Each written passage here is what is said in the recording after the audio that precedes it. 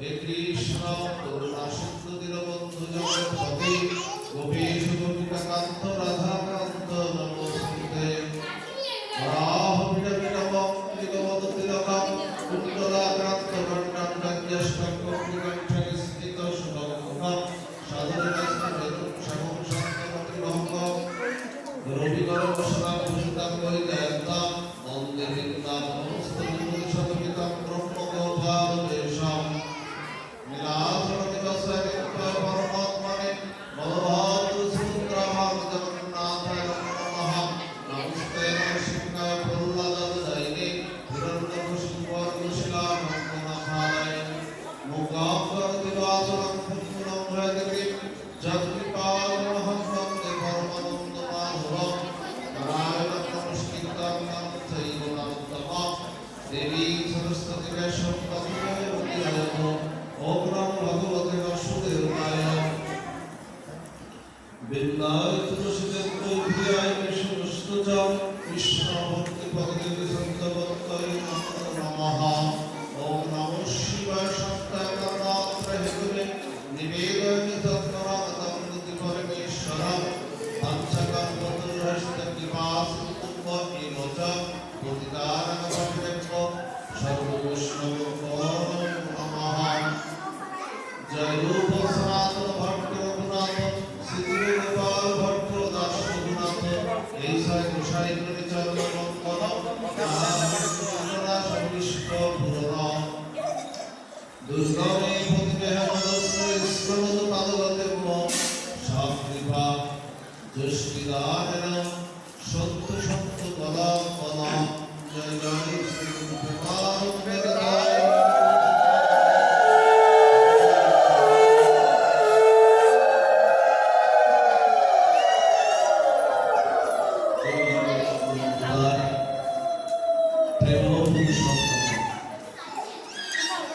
স্বয়ং ভগবান পরমাত্ম সীমা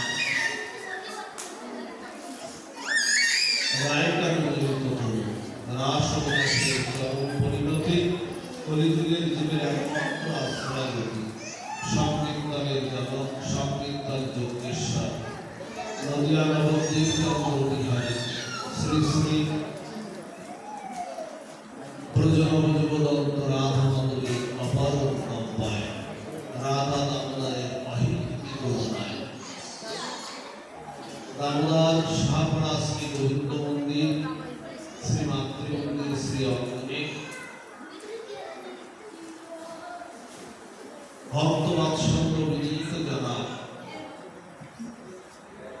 সেই রাধা দামোদর মাসে আজকে এই সুমঙ্গল সুভাগবত রজনীতে যে সকল সাধুগুরু বৈষ্ণব মণ্ডলীর সাথে সজ্জন জগন্নাথ অংশভূতা কল্যাণী মাতৃমণ্ডলী যারা অপ্রাকৃত অনিত্য সুন্দর শ্রী ভগবানের গুণমাধুর্য সুদা শ্রবণ মানুষে ব্রতী হয়ে এই কুসুম ভগবত গানে উপনীত হয়েছে তৎপূর্বে শ্রী শ্রী গুরু মহারাজ মহন্ত মহারাজ নৃত্যলীলায় প্রবিষ্ট 108 মহাদিনার মহারাজের চরণ কমল বন্দনা পূর্বক সুসমাগত সুধী সজ্জন মাতৃমণ্ডলী সকলের চরণে সহস্র ধন্যবাদ প্রণতি নিবেদন পূর্বক যত্নের চিত ভগবতী পাঠে প্রবিষ্ট হচ্ছে। তব কথকৃতং তত্ত্বযুগম কবির বিদিতং কল্পসতঃ সর্বনামঙ্গলম শ্রী মদাত্মক ভূমি জনন্তি যে ভূমিকা জানা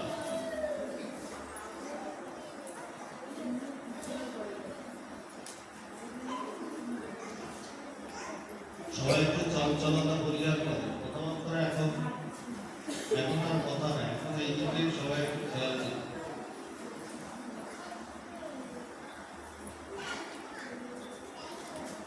প্রেমের পরাকাষ্ঠা গোপীগণ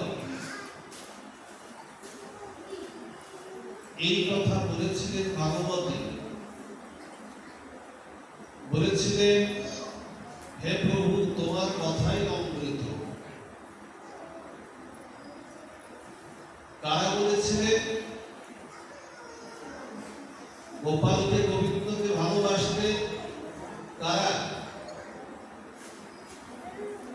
সেই ব্রজের গোপীগণ,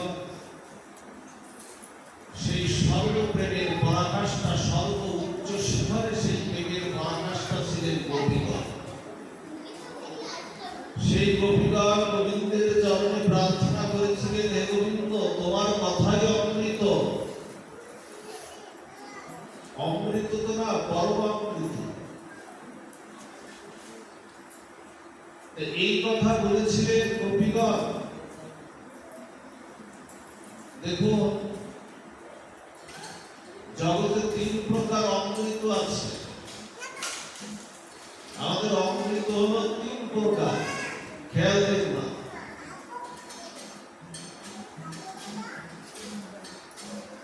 একটি হলো অমৃত যা দেবগণ লাভ করেছিলেন। আপনারা জানেন সাগর মন্থনে যে অমৃত উঠেছিল সাগর মন্থনে, আবার বিষ উঠেছিল। অমৃত নিয়েছিলেন কে? দেবতারা সেই অমৃতের ভাণ্ড নিয়েছিলেন। যা পান করলে কি হয়? যা পান করলে চিরজীবন অমর হয়ে যাওয়া যায়, সেই অমৃত নিয়েছিলেন।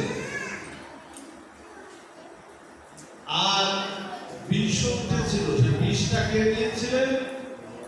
জগতে তো ভালো বস্তু নেওয়ার অনেক আছে, ভালো ভালো জিনিসগুলো নেওয়ার, প্রশংসা নেওয়ার, ভালো সফলতা নেওয়ার, যে আমার দ্বারা এটা হয়েছে, আমি এটা করেছি। জগৎকে এইভাবে আমাদের বেশি সফলতা, সার্থকতা নেওয়ার বলার সবাই আছে। কেউ পরাজয়, কেউ কর্ম করতে চায় না। কিন্তু বিষটা নিয়েছিলেন কে?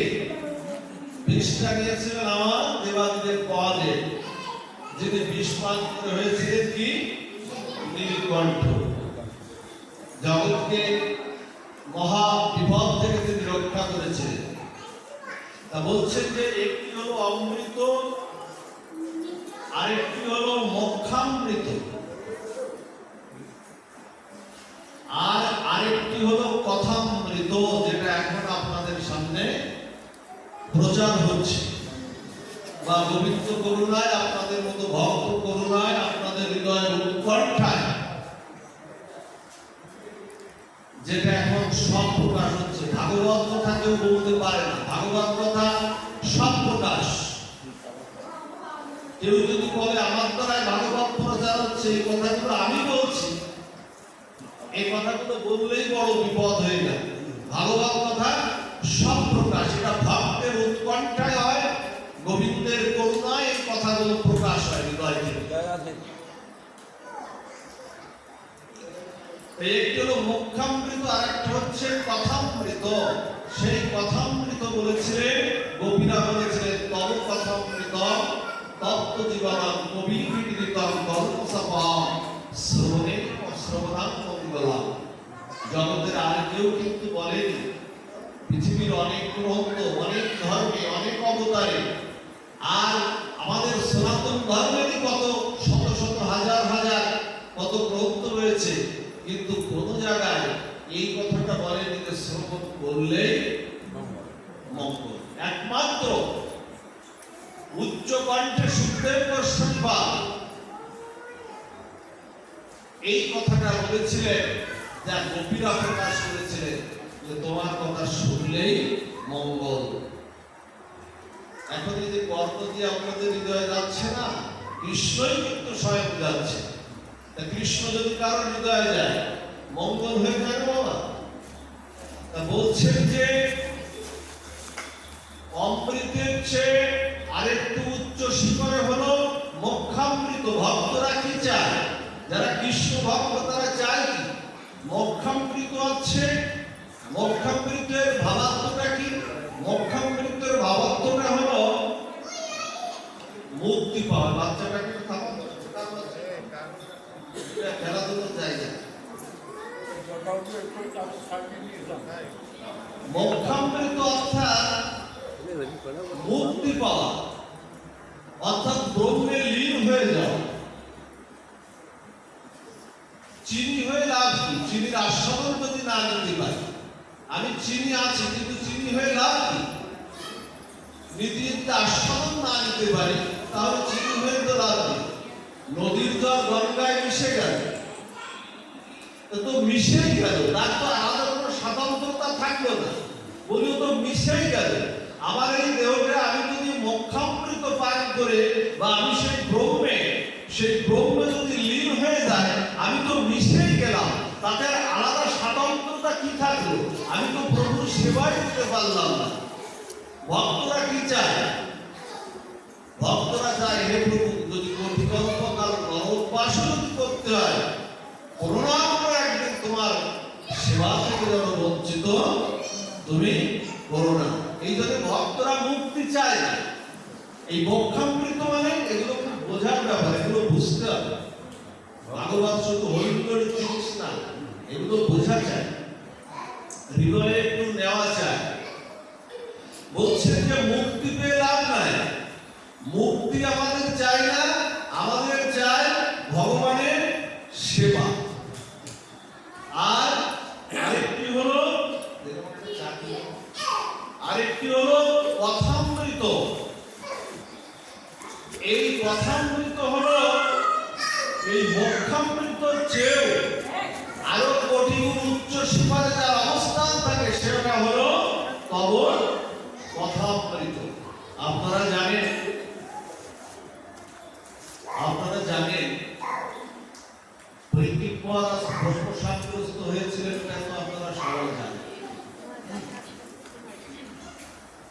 যখন সেই হরিদ্বারে গঙ্গা তীরে উপবেশন করে যাবে, যেখানে 60,000 মুনি ঋষি, গৌতম, অত্রি, গৃহস্থ, ভৃগু, বশিষ্ঠ, চাবক, এই সমস্ত মহামহান মুনি ঋষি সহ যেখানে সবাই যেখানে উপস্থিত ছিলেন, সমস্ত ঋষিরা সেখানে উপস্থিত ছিলেন, সেখানে দেবতারা নেমে এসেছিলেন।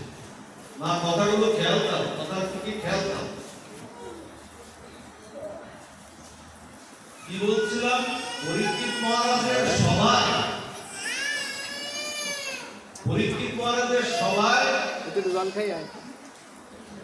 যখন এই ভাগবতের প্রথম অধিবেশনটা হচ্ছিল, ভাগবতের অধিবেশন হয়েছিল কয়টা বাবা? ভাগবতের 3টা অধিবেশন হয়েছে। একটা অধিবেশন হয়েছিল পরীক্ষিত সভায়, একটা অধিবেশন হয়েছিল সুত গোস্বামী, যিনি করেছিলেন শ্রবণ করে, একেবারে শ্রুতিতে তিনি ধারণ করে পরবর্তীতে করেছিলেন। আর আরেকটা হয়েছিল গোকর্ণের সভায়। এই 3টা অধিবেশন হয়েছিল ভাগবতে। প্রথম অধিবেশনটা হয়েছিল পরীক্ষিত সভায়। এই পরীক্ষিত সভায় যখন 60,000 মুনি ঋষি যখন উপস্থিত, তখন সুখদেব গোস্বামীপাদ যখন ভাগবত কথা প্রারম্ভে শুরু করবে, তখন দেবতারা নেমে এসেছেন স্বর্গের থেকে। দেবতারা নেমে এসে সুখদেব গোস্বামীপাদকে বলছেন, কত বড় কথা, হৃদয় বড় শীতল হয়ে যায়। দেবতারা এসে বলছেন, প্রভু আমাদের অনুমতি দিন। তাহলে কিসের অনুমতি? তা বলছে হরি কথামৃত, এই তব কথামৃত শ্রবণ করার অনুমতি প্রদান করুন। আচ্ছা, এখানে কি আপনারা কেউ টিকিট কেটে এখানে এসেছে? বা কার অনুমতি, নিমন্ত্রিত আর অনিমন্ত্রিত যে হোক না, এখানে কারো অনুমতি লেগেছে কি বসার জন্য বা জায়গা পাওয়ার জন্য বা এই মন্দিরে ঢোকার জন্য কি টিকিট কাটতে হয়েছে? কাটতে হয়নি। তা বলছে অনুমতি চাইছো, তার মানে কি জানে? দেব জন্মে না ভগবানের কথামৃত পানের সার্থকতা, সফলতা তাদের আসেনি। দেবজন্ম ভোগের জন্ম, দেবজনিটা হলো ভোগের জনি। এই দেবজনিতে দেবতাগণ সেই পারিজাত পুষ্পে, সেই মন্দাকিনীর তীরে অপ্সরার নৃত্যে তারা ভোগের দেহ পেয়েছে। কিন্তু এই মনুষ্য জন্ম হলো হরিকথা শ্রবণের জন্ম। কারণ ওই 60,000 মুনি ঋষি যারা, সেই সাধুভক্ত যারা ছিল, তাদের কিন্তু অনুমতি লাগেনি। কিন্তু দেবতারা, দেবরাজ ইন্দ্রের নেতৃত্বে সে সবাই অনুমতি চাচ্ছে। সুখদেব গোস্বামীপাদ বলছেন কি, যে তোমাদের হাতে ওটা কি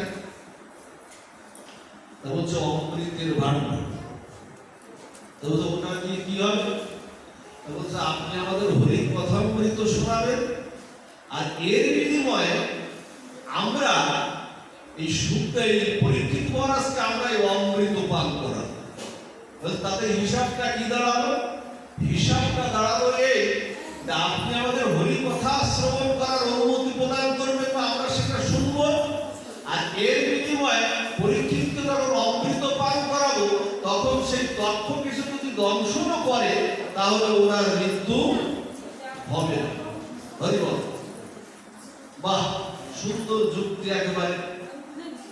তখন সুখদেব গোস্বামী বাবা স্মিত হাসছেন, স্মিত এসে বলছেন কি, কোথায় গাছের টুকরা আর কোথায় হীরের টুকরা? হে দেবগণ, ফিরে যাও, তোমরা ফিরে যাও। তোমাদের এই দেবজনী নিয়ে তোমরা দেবদুর্লভ এই হরি কথা পান করতে হলে দেবদুর্লভ এই মনুষ্য কুলে মানব ভূমিতে এসে তোমাদের জন্মগ্রহণ করতে হবে। এই জন্য চৈতন্য চরিতামৃত যেটা বলছে, দুটো লাইন কিন্তু চৈতন্য চরিতামৃত বলে দিয়েছে স্পষ্ট, ভারত ভূমিতে মনুষ্য জন্ম হইল যার, জন্ম সার্থক করো, করো বড় উপকার। অর্থাৎ বড় উপকার মানে টাকা পয়সার উপকার না, বড় উপকার মানে আপনি তাকে হরিনাম সুধা পান করাবেন, আপনি তাকে হরি কথা শ্রবণ করাবেন, আপনি তাকে সাধু সঙ্গ করাবেন, তাহলে হলো পরোপকার। ভারত ভূমিতে মনুষ্য জন্ম হইল যার, এই অধিকারটা হরিনাম পান করার অধিকার, হরি কথা শ্রবণ কীর্তন করার অধিকার, সাধু সঙ্গ করার অধিকার একমাত্র এই ভারত ভূমিতে যাদের জন্ম হয়েছে তারাই শুধু এটা করতে পারে। ফিরে যাও তোমরা। আর শুনো, ফিরে যাওয়ার আগে তোমরা একটু পরীক্ষিতের কাছে যাও, দেখো সে অমৃত নেয় কিনা, দেখো সে অমৃত নেয় কিনা। পরীক্ষিত যখন বসে আছে প্রস্তুতি নিচ্ছে পরীক্ষিত, তখন পরীক্ষিতের কাছে দেবগণ দেবরাজ ইন্দ্র গিয়ে বলছে যে হে পরীক্ষিত মহারাজ, শ্মশানের রাজা আপনি, আজকে সব কিছু ছেড়ে বিষয় বৃত্ত বৈভব ছেড়ে আপনি আজকে হরি কথা পান করতে এখানে এসেছেন। আপনি কৃপা করে আপনি অমৃত পান করুন আর আমাদের হরি কথা শ্রবণের সৌভাগ্য দান করুন। বলছে আমি অমৃত পান করে কি করব? আমি তো 1000 বছর বাঁচতে চাই না, আমি অমৃত পান করে 1000 বছর বাঁচতে চাই না। আমি সামান্য একটু জলের তৃষ্ণার কারণে আমি সমুদ্রের গলায় সর্প পেঁচিয়েছিলাম, সামান্য জাগতিক একটু জলের তৃষ্ণায় আজকে সমস্ত তৃষ্ণা আমার দূরীভূত হয়ে গেছে। আমি সেই ওই অমৃত চাই না, যে অমৃত আমি 1000 বছর বাঁচতে চাই না। আমি আমার গুরুদেবের কাছে, আমি সুখদেব গোস্বামীর কাছে আমি সেই কথামৃত পান করতে চাই, যে কথামৃত পান করে আমি 7 দিনের মধ্যে কৃষ্ণ কথা শ্রবণ কীর্তন করে আমি সেই পরম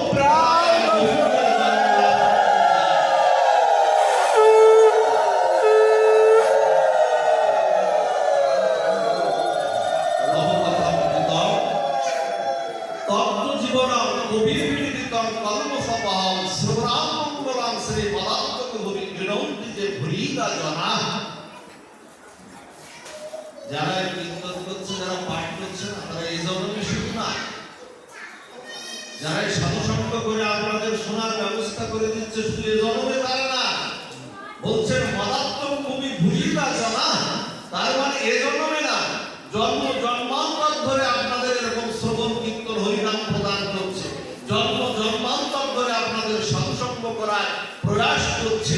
তারা এই জন্য বলছে ভুলিতা জানা। এই জন্য দেবতারা অধিকারী ভুলেন না, সেই কথার অধিকারী কিন্তু আজকে আপনারা।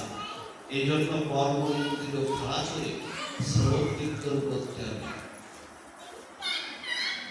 কৃষ্ণ বললেন, মানুষকে কি জানে, আমাদের তো আমরা বলি অন্নদান করা শ্রেষ্ঠ, বলি না আমরা?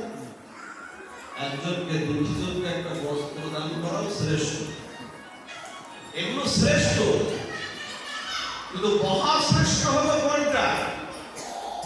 অন্নদান, বস্ত্রদান, এগুলো মহাশ্রেষ্ঠর কাতারে আসেনি, ভাগবতের বিচারে আসেনি, পরম বিচারে এসেছে মানুষকে কৃষ্ণ কথা ভাগবত জ্ঞান দান করাটাই হলো সবচেয়ে শ্রেষ্ঠ দান।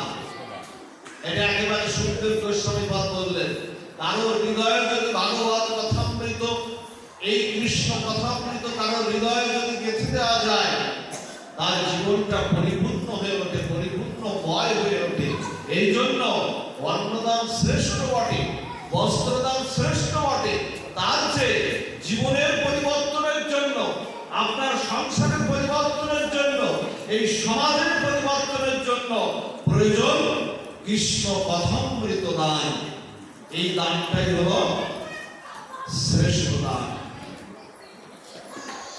তাই আজকে সাধুরা সেই দান করে বেড়াচ্ছে। আর এই শ্রবণ করলে কি হবে? প্রবিষ্ট কর্ম রঙ্গেন ধ্রুতি শরীরম কৃষ্ণ শরীরস্য যথা শরৎ। শরৎকালে যেমন জল আসলে খাল বিল নদী নালার জলগুলো যেমন শরতের জলে যেমন পরিষ্কার হয়ে যায়, পবিত্রতাটা কাটিয়ে ওঠে, তেমন করে আপনাদের হৃদয়ের পবিত্রতাটা, হৃদয়ের যে পবিত্রতাটা, কামনা বাসনা বিদ্ধ হয়ে আছে, শ্রবণ কীর্তনের উপযোগী নাই হৃদয়টা, ওই শরৎকালের মতো এই গোবিন্দ কথামৃত, এমন কথামৃত ওই হৃদয়ের পবিত্রতাটা কাটিয়ে সরল করে দেয়, সহজ করে দেয়, সমস্ত পবিত্রতাটা কাটিয়ে কৃষ্ণ কথা শ্রবণের উপযুক্ত করে দেয়। এই জন্য কি বললেন? ধ্রুতি শরীরম কৃষ্ণ শরীরস্য যথা শরৎ। কৃষ্ণ কথা আপনাকে হৃদয় ধুয়ে মুছে পরিষ্কার করে দেয়। এই হলো কৃষ্ণ কথা, যা শ্রবণ করলে। এখন এই যে কর্মেন্দ্রিয় দ্বারা না, স্বয়ং কৃষ্ণই তো যাচ্ছে, কর্ম দিয়ে কৃষ্ণ যাচ্ছে না, কৃষ্ণ কথাও যা, স্বয়ং বিগ্রহ রূপে কৃষ্ণ যা। এখানে যদি স্বয়ং কৃষ্ণ এখানে আসেন, তিনি অপ্রকটে গেছেন, এখন যদি প্রকট হয়ে এখানে আসেন, ওই স্বয়ং কৃষ্ণ। তাই তিনটার মধ্যে কিন্তু কোনো পার্থক্য নেই। শাস্ত্র রূপে কৃষ্ণ, কথা রূপে কৃষ্ণ, বিগ্রহ রূপে কৃষ্ণ, আবার উনি সরাসরি আসলেও উনি কৃষ্ণ, আলাদা কিছু নাই। বরং বিগ্রহ রূপে এবং স্বয়ং কৃষ্ণ রূপে তার যে আরো কোটি গুণ নাম রূপে, কথা রূপে। এখন দেখবেন হৃদয়ে না আপনাদের কোনো কামনা বাসনা নাই, কোনো জ্বালাবালা নাই, কোনো চিন্তা ভাবনা নাই, টাকা পয়সা সোনা দানা কোথায় আছে চিন্তাও ভিতরে নাই, কামনা বাসনা। এখন কর্ম দিয়ে না কৃষ্ণই কিন্তু আপনাদের হৃদয়ে প্রবাহিত হচ্ছে, স্বয়ং কৃষ্ণই কিন্তু যাচ্ছে। মহাদেব বলছে, তুমি যাচ্ছ কোথায় কৃষ্ণ? বলছে আমার ঘরে। তা বলছে তোমার ঘর? তা বলছে ভক্তের হৃদয় আমার ঘর। খেয়ালের কথা, বলছে ভক্তের হৃদয় আমার ঘর। তা বলছে তাহলে হৃদয় ঘর যখন, তুমি তাহলে বসো। তা বলছে না, আমি বসতেও তো পারছি না। তা বলছে এই বললে ঘর, আবার বসবে না কেন?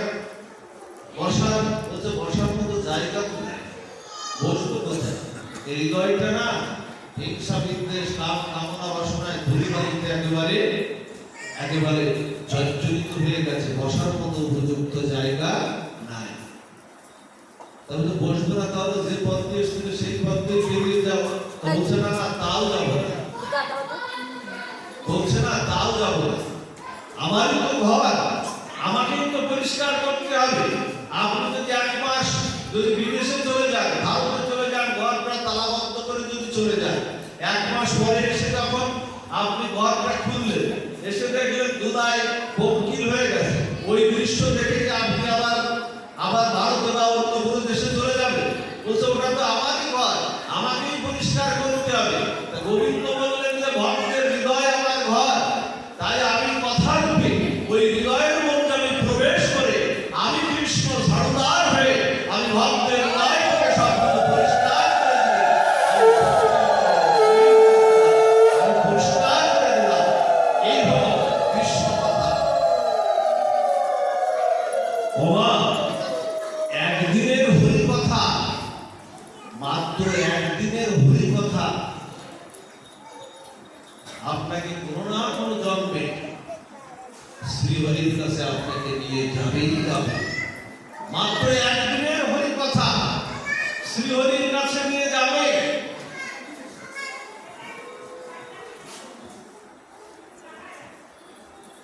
এই জন্য মানুষের কি জানেন, মানুষের স্বভাব দোষ, এই স্বভাব দোষটা সঙ্গ তো সঙ্গে কাটে, আর স্বভাব দোষটা এই হরি কথা শ্রবণে এই স্বভাব দোষটা আপনার কাটে এই হরি কথা শ্রবণে। যে মানুষের যে স্বভাব কেমন জানে, একজন ডাকাত ছিল, একজন ডাকাত ছিল, সেই ডাকাতের একটা সন্তান ছিল, সে অস্ত্রবিদ্যায় খুব পারদর্শী ছিল। দেখবেন একদিনের হরি কথা আপনার জীবনে কি পরিবর্তন করতে পারে। তা সে পারদর্শী ছিল, পারদর্শী যখন ছিল তখন তার ছেলেকে সে অস্ত্রবিদ্যায় ট্রেনিং দিয়েছে। ট্রেনিং দেওয়ার পরে না, তা ও জানতো, ও ছেলেকে বলছে ঘরের মধ্যে সেই দীক্ষার মতো করে, ও বলছে শোন, তোকে একটা অস্ত্রবিদ্যায় পারদর্শী করলাম, ডাকাতের ছেলে তুই ডাকাত হবি, ডাকাতের ছেলে তুই ডাকাত হবি, অস্ত্রবিদ্যায় পারদর্শী। এক কাজ কর, তুই একটা কথা আমার মনে রাখবি, যেখানে ধর্ম কথা হয়, যেখানে সৎসঙ্গ হয়, হরিনাম হয়, সেখানে কখনো যাবি না। আর যেখানে কৃষ্ণ কথা শ্রবণ কীর্তন হয়, ওই যদি ওই পথ দিয়েও যাস, কখনো কানে আঙুল দিয়ে তুই সেখান থেকে যাবি। বর্তমান চরিত্রে এখন ওর বাবার কথাটা কিন্তু মনে রেখেছে, বাবা বলছে মনে রেখেছে। একদিন ও ডাকাতি করে বেড়ায় সব জায়গায়, ডাকাতি করে করে না, ওই কালী মন্দির আছে, আগেকার দেখবে ডাকাত ঠাকুর কালী পূজা করতো, মায়ের পূজা করতো, মা তো দেয় সব কিছু। এখন ও কালী পূজা করতো, ওই মায়ের মন্দিরে রাখতো। একদিন ওই রাস্তা দিয়ে যাচ্ছে, খেয়াল দিন, একদিন রাস্তা দিয়ে যাচ্ছে, রাস্তা দিয়ে যেতে যেতে ও শুনে পাশে এরকম জায়গায় রাস্তা দিয়ে যাচ্ছে, এরকম হরিকথা শ্রবণ কীর্তন হচ্ছে।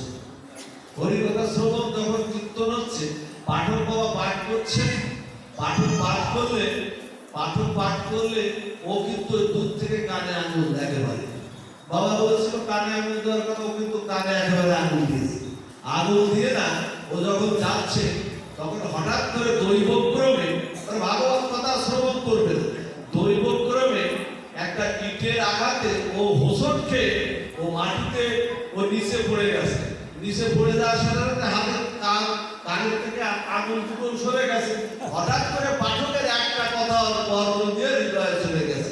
সেই কথাটা হলো কি, পাঠক বাবা কোন এক প্রসঙ্গে তিনি বলছেন, কোন এক প্রসঙ্গে বলছেন যে দেব দেবীর ছায়া মাটিতে পড়ে না। এই কথাটা হৃদয়ে চলে গেছে। এই কথা সাধুতে হরি কথা তো সদা প্রসঙ্গ বীর্য সংবিদ ভবন্তরিৎকরণ রসায়ন কথা তজ্জসন দাস্য পাবর্গ আত্মানি শ্রদ্ধার ভক্তি ক্রমণ্যশ্বতী। যদি সাধুমুখে হরি কথা হয়, সেই হৃৎকর্ণ রসায়ন কথা যদি একবার কর্মেন্দ্র দ্বারা হৃদয়ে প্রবাহিত হয়, সেটা আর ভোলা যায় না। ও হরি কথাটা কিন্তু ও হৃদয়কে একদিনের রেবাজে বসো, ও হৃদয়কে তোলপাড় করে দিয়েছে। বলতে একদিনের হরি কথা আপনার জীবনকে পরিবর্তন করে দিতে পারে।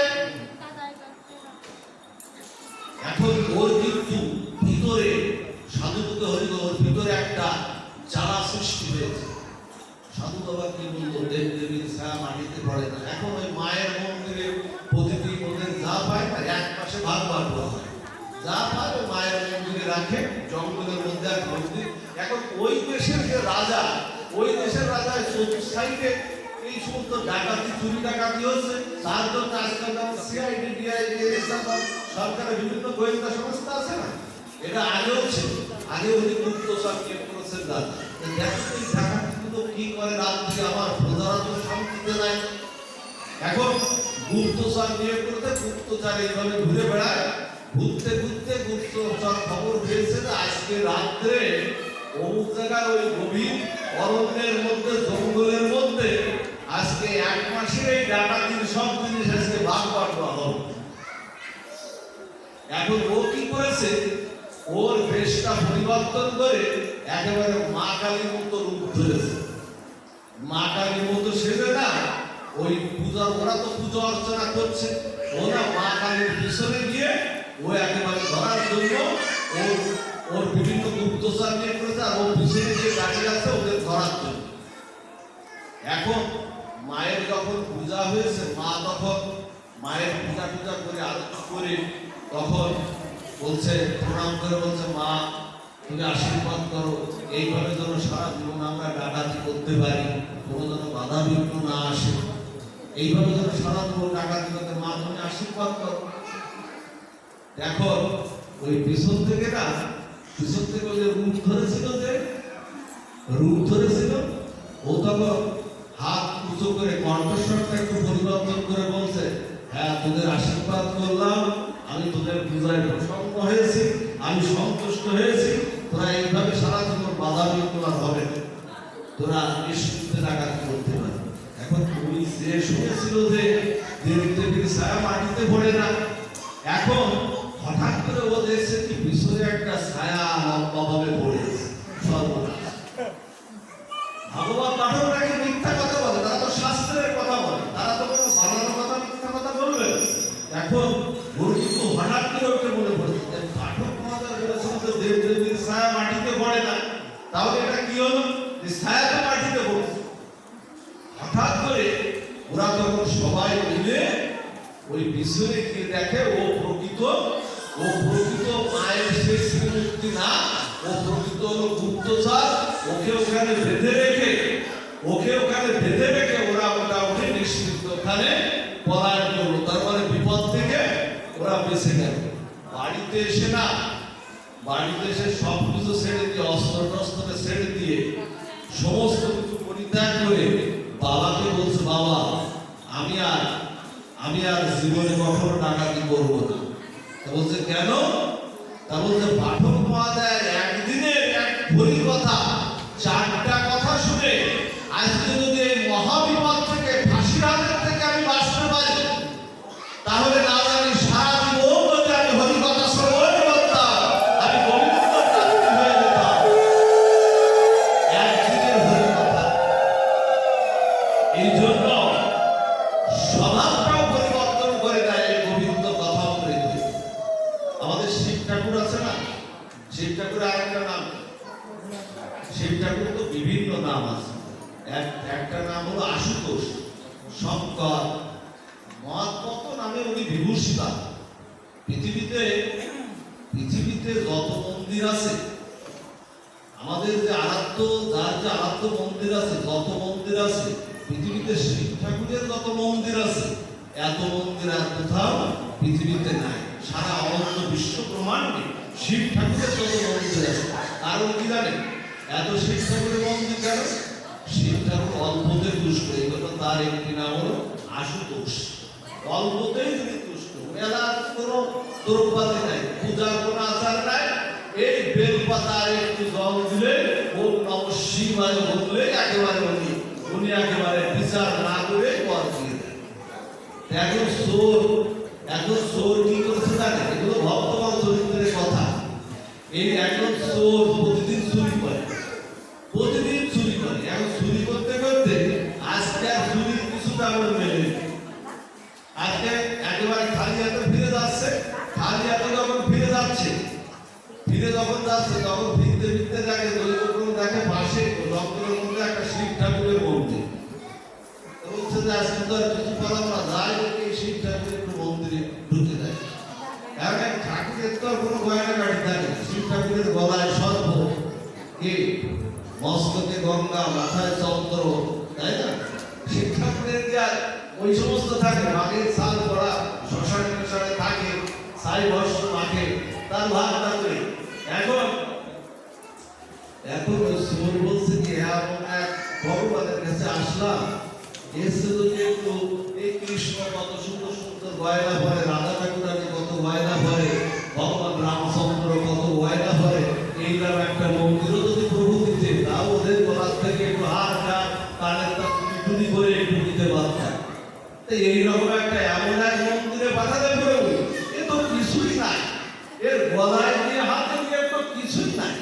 উপায়টা কিছু তো একটা নিয়ে যেতে হবে। উপরে দেখে ওই যে ঘন্টা আছে না বাবা, উপরে দেখে কি শিক্ষা করে মাথার যে ঘন্টা বাজে না, মস্তকের উপরে ঘন্টা, এখন দেখেন যে ওই ঘন্টাটা আছে তাহলে আর কি করা, এই ঘন্টাটাই একটু পেড়ে দিয়ে এখন এই শিক্ষা করে মস্তক সোজা শুধু ঘন্টা, এখন ওই ঘন্টা যাও কি দিয়ে ঘন্টা বাড়তে গেছে, ঘন্টা বাড়তে গিয়ে ওই যখন ঘন্টা যখন বলছে এই ঘন্টাটা বেচলেও তো কিছু পাবো, যাও কিছু ব্যবস্থা তো হবে। কথাটা কি ছিল, চারদিকটা রাখতে হবে, স্বভাব দোষটা কিভাবে পরিবর্তন হয় সেটাও এই সঙ্গে পরম বৈষ্ণবের সঙ্গ করলে, পরম বৈষ্ণবের সঙ্গ করলে স্বভাব দোষটা পরিবর্তন হয়ে যায়। এখন ওই ঘন্টাটা বাড়তে দিয়ে না ওই ঘন্টা সব হুড়মুড় করে শিক্ষা করে মাথায় একেবারে মাথার বাড়ি পড়েছে। জাগ্রত মন্দির তো ভিতরে দেখবেন অনেক মন্দির আছে যে ঋষিনাথগুলো না, দেখবেন সব জঙ্গলের ভিতরে, ওখানে দেবালয়ের মহাদেব ওখানে উপাসনা করছে। এখন বাচ্চাদের একটু ঘুরে আসে, এই শব্দগুলো এই রস থেকে আমাদেরকে বিচ্ছিন্ন করে দেয়। তো ঘন্টাটা নিয়ে শিব ঠাকুরের মাথার পরে পড়েছে, মাথার পরে যখন পড়েছে না, পড়লে তখন শিব ঠাকুর ওখানে প্রকাশ হয়ে গেছে, ঠাকুর ওখানে একেবারে দেবালয়ের মহাদেব আশুতোষ ওখানে প্রকাশ হয়ে গেছে, বলছে বরং দেহি বলতে বলতা কি বলতা।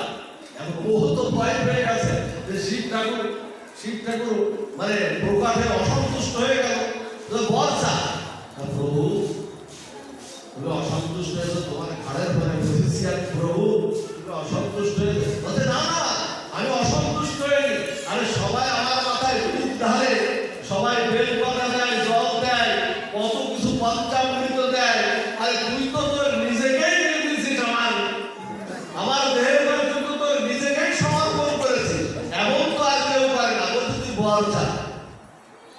জানেন বৈষ্ণবের সঙ্গ করে মুহূর্তের মধ্যে তার স্বভাব দোষ পরিবর্তনের ভক্ত হয়ে গেল। এই হলো বৈষ্ণবের সঙ্গ করতে হবে, সাধুগুরু বৈষ্ণবের সঙ্গ না করলে একদিনের হরি কথা আপনাকে শ্রী হরির কাছে নিয়ে যাবে। এই জন্য স্মরণ করে ভজন করতে হবে। গাও গাও গুণ গৌরাঙ্গের গুণ, হৃদয়ের মধ্যে কোনো কুটিলতা জটিলতা না থাকে, গাও গাও গুণ গৌরাঙ্গের গুণ স্মরণ করিয়া মন, স্মরণ করে ভজন করুন। বৃন্দাবনে দুটি মেয়ে ছিল, তার নাম একটি নাম হলো সরলা, আরেকটি নাম চম্পা। সেটাও বৃন্দাবনে এরা থাকতো। বৃন্দাবনে তখনকার সময় পাঠশালা ছিল, সেই পাঠশালা থেকে ফেরার পথে তখন একদিন ওরা সাধু সঙ্গে বসেছে, এক পাঠক পাঠ করছে, হরিকথা শ্রবণ কীর্তন করছে। হরিকথা শ্রবণ যখন কীর্তন করছে তখন ওই সাধু বাবা কি বলছে জানেন? সাধু বাবা বলছে যে বৃন্দাবনের যমুনাপুরীতে গিয়ে কেউ যদি সাধু দর্শন করতে পারে তার মুহূর্তের মধ্যে তার গোপাল দর্শন হয়ে যায়, মানে সাধু দর্শন করলেই গোপাল দর্শন হয়ে যায়। এই কথাটা ওদের দুইজনের হৃদয়ে একেবারে গেঁথে গেছে। গেঁথে গিয়ে না সারা রাত ধরে ওরা দুইজন চিন্তা করে একজন আরেকজনকে বলছে, সব দিদি কালকে আমরা যদি সাধু দর্শন করে গোপাল দর্শন হয়ে যায় তাহলে কালকে আমরা যাবো, কালকে স্কুল ফাঁকি দিয়ে না পাঠশালা ফাঁকি দিয়ে আমরা সেই বৃন্দাবনের যমুনাপুরীতে আমরা সেখানে যাবো, সেখানে গিয়ে আমরা সাধু দর্শন করবো। আর সাধু দর্শন করলে যদি গোপাল দর্শন হয়ে যায় তাহলে তো আমাদের পরম ভাগ্য। এখন ওরা দেখুন স্মরণ করে কিভাবে ভজন করছে, ওরা না যে গোপাল তো দর্শন হবে, গোপালের জন্য একটু ননিসানা সন্দেশ মাখন মিশ্রি দিয়েছে।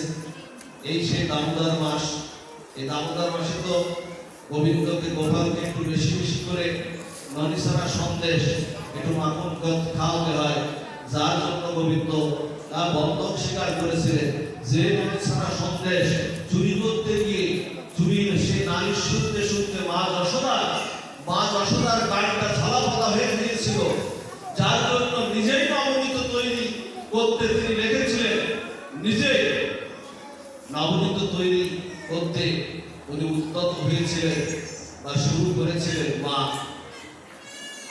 সেই মাসটা হলো ভগবানের ভজনের মাসটা হলো এই মাস। ওরা কি করেছে? একটু মাখন মিশ্রি, ভগবানের জন্য একটু জল, এগুলো নিয়ে গেছে যে যদি গোপালকে দর্শন পাবো, দর্শন পেলেই তো একটু সেবা করতে হবে গোপালের। ওরা পাঠশালা ফাঁকিতে না বৃন্দাবনের যমুনা পুরীকে ওরা পায়চারি করছে, বলছে কই দিদি সাধু দর্শন তো হয় না, পাঠককে বলেছিল। সরলা বলছে শোন, পাঠকরা কখনো মিথ্যা কথা বলে না, সাধুরা কখনো মিথ্যা কথা বলে না। অপেক্ষা করি, আমরা পায়চারি করি, আমাদের হৃদয়ে একটু উৎকণ্ঠা হোক, অবশ্যই দর্শন হবে। এখন এইরকম যখন চিন্তা করতে করতে হঠাৎ দেখে একজন সাধু বাবা কাঁধে একটা ঝুলি, এই ঝুলিটা নিয়ে সাধু বাবা ঝুলিটা এক জায়গায় রেখে উনি হয়তো জঙ্গলের মধ্যে প্রবেশ করছে, হয়তো বাহ্য ক্রিয়া তিনি সারবেন, যার কারণে হয়তো প্রবেশ করছে। তখন ওরা হঠাৎ করে বললে এই তো পাঠক বাবা বলেছিল সাধু দর্শন করলে, সাধু দর্শন করছে, এই সাধু দর্শন করলাম, এইবার গোপাল দর্শন হবে। এখন ওই সাধু বাবা তা রেখে গেছে, দেখি সাধু বাবার ব্যাগের মধ্যে কি আছে। সাধু বাবার ব্যাগের মধ্যে বের করে দেখে সাধু বাবার ব্যাগের মধ্যে মালা আছে, দুটো একটা গ্রন্থ আছে, আবার একটা দেখে কি বের করে দেখে একটা কাঠের একটা বাক্স আছে। দিদি কাঠের বাক্সের মধ্যে কি? এর মধ্যে কি? ওর মধ্যে কাঠের বাক্সের মধ্যে খুলে দেখে কি ত্রিভঙ্গঠানে শ্রী ভগবান গোবিন্দ ত্রিভঙ্গঠানে একেবারে গোপালের সেই হাত ত্রিভঙ্গঠানে একেবারে ওর মধ্যে অবস্থান করছে। ওরা তখন বলছে দেখ দিদি সাধু হৃদয় কঠিন, আমার প্রভুকে ভগবানকে এইভাবে একটা কাঠের যন্ত্রের মধ্যে বাক্সের মধ্যে এইভাবে রাখে, আর দেখ এই কাঠের বাক্সের মধ্যে রাখতে রাখতে আমার প্রভুর পা হাত পা গুলো, গোপালের কি গোপালের নাড়ু গোপালের হাত পা গুলো সব যে ভাবটা বলছে প্রভু গোপালের হাত পা গুলো বেঁকে গেছে, কত কষ্টই না সহ্য করেছে গোপাল।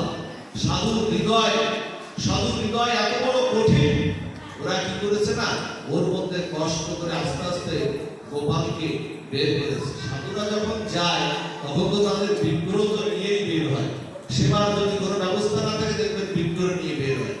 তাই এখন ওর মধ্যে বের করেছে, বের করে না ওরা একটু ঘি নিয়ে গিয়েছিল, ঘি মাখন নিয়ে গিয়েছিল, ওই দিয়ে না স্মরণ করে না বিগ্রহ সাক্ষাৎ ব্রজেন্দ্র নন্দ, ওই দিয়ে না বিগ্রহকে টানছে, বিগ্রহের হাত পা ওরা মনে করেছে যে এর মধ্যে থাকতে থাকতে বিগ্রহ বেড়ে গেছে, ওই দিয়ে না ঘি মাখনকে টানতে যেই না টানতে না হঠাৎ গোবিন্দ তার সেই নাড়ু গোপালের সেই ভাবটা পরিত্যাগ করে ত্রিভঙ্গ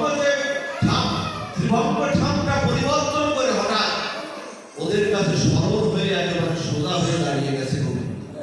বলছে এই দেখ দিদি, এই দেখ সরলা, এই দেখ চম্পা, সোজা হয়ে গেছে, আমার প্রভু সোজা হয়ে গেছে।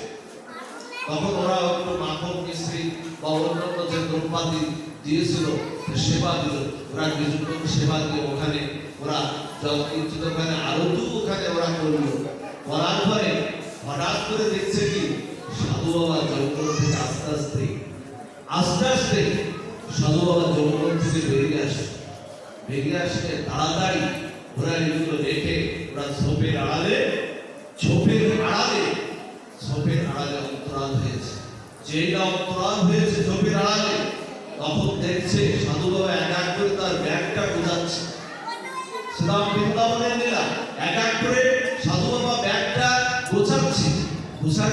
হঠাৎ দেখে যে আমার এই কাঠের বাক্সটা বের হলো কি করে, আর আমার গোপাল ভগবান এরকম সোজা হয়ে বা দাঁড়িয়ে গেল বা কি করে। সাধু বাবা না ভগবানের চরণে প্রার্থনা করছে, যে প্রভু তুমি আমার ভজনে মনে হয় সন্তুষ্ট না, তুমি আমার কাছে মনে হয় ভজনে সন্তুষ্ট না। তুমি আজ কোন ভক্তের সেবায় আজকে সোজা হয়ে দাঁড়িয়ে গেছো, আমি তোমার মনে হয় সেবা করতে পারি না। হঠাৎ করে দৈববাণী হলো, আকাশে দৈববাণী হলো, ওরে যারা স্মরণ করে ভজন করে আমি তাদের কাছে গোপাল, আমি সেই ত্রিভঙ্গটা আমি আর থাকি না, আমি স্মরণ হয়ে তাদের কাছে ভজন করে আমি সোজা হয়ে যাই। এই জন্য আমাদের সাধুসঙ্গ চাই, আমাদের শ্রবণ, আমাদের কীর্তন চাই। এই জন্য সাধুসঙ্গে যত পরিবর্তন জীবনে হতে পারে, আপনার হৃদয়ে হরিনামে যত পরিবর্তন হতে পারে, আর কোথায় হৃদয়ে পরিবর্তন হবে না।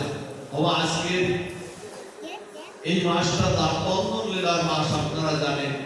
গোপীরা অনেক আপনারা শ্রবণ কীর্তন করছেন দামবন্ধন লীলা, আপনারা অনেক পাঠকের মুখে শ্রবণ কীর্তন করেছেন, জানেন।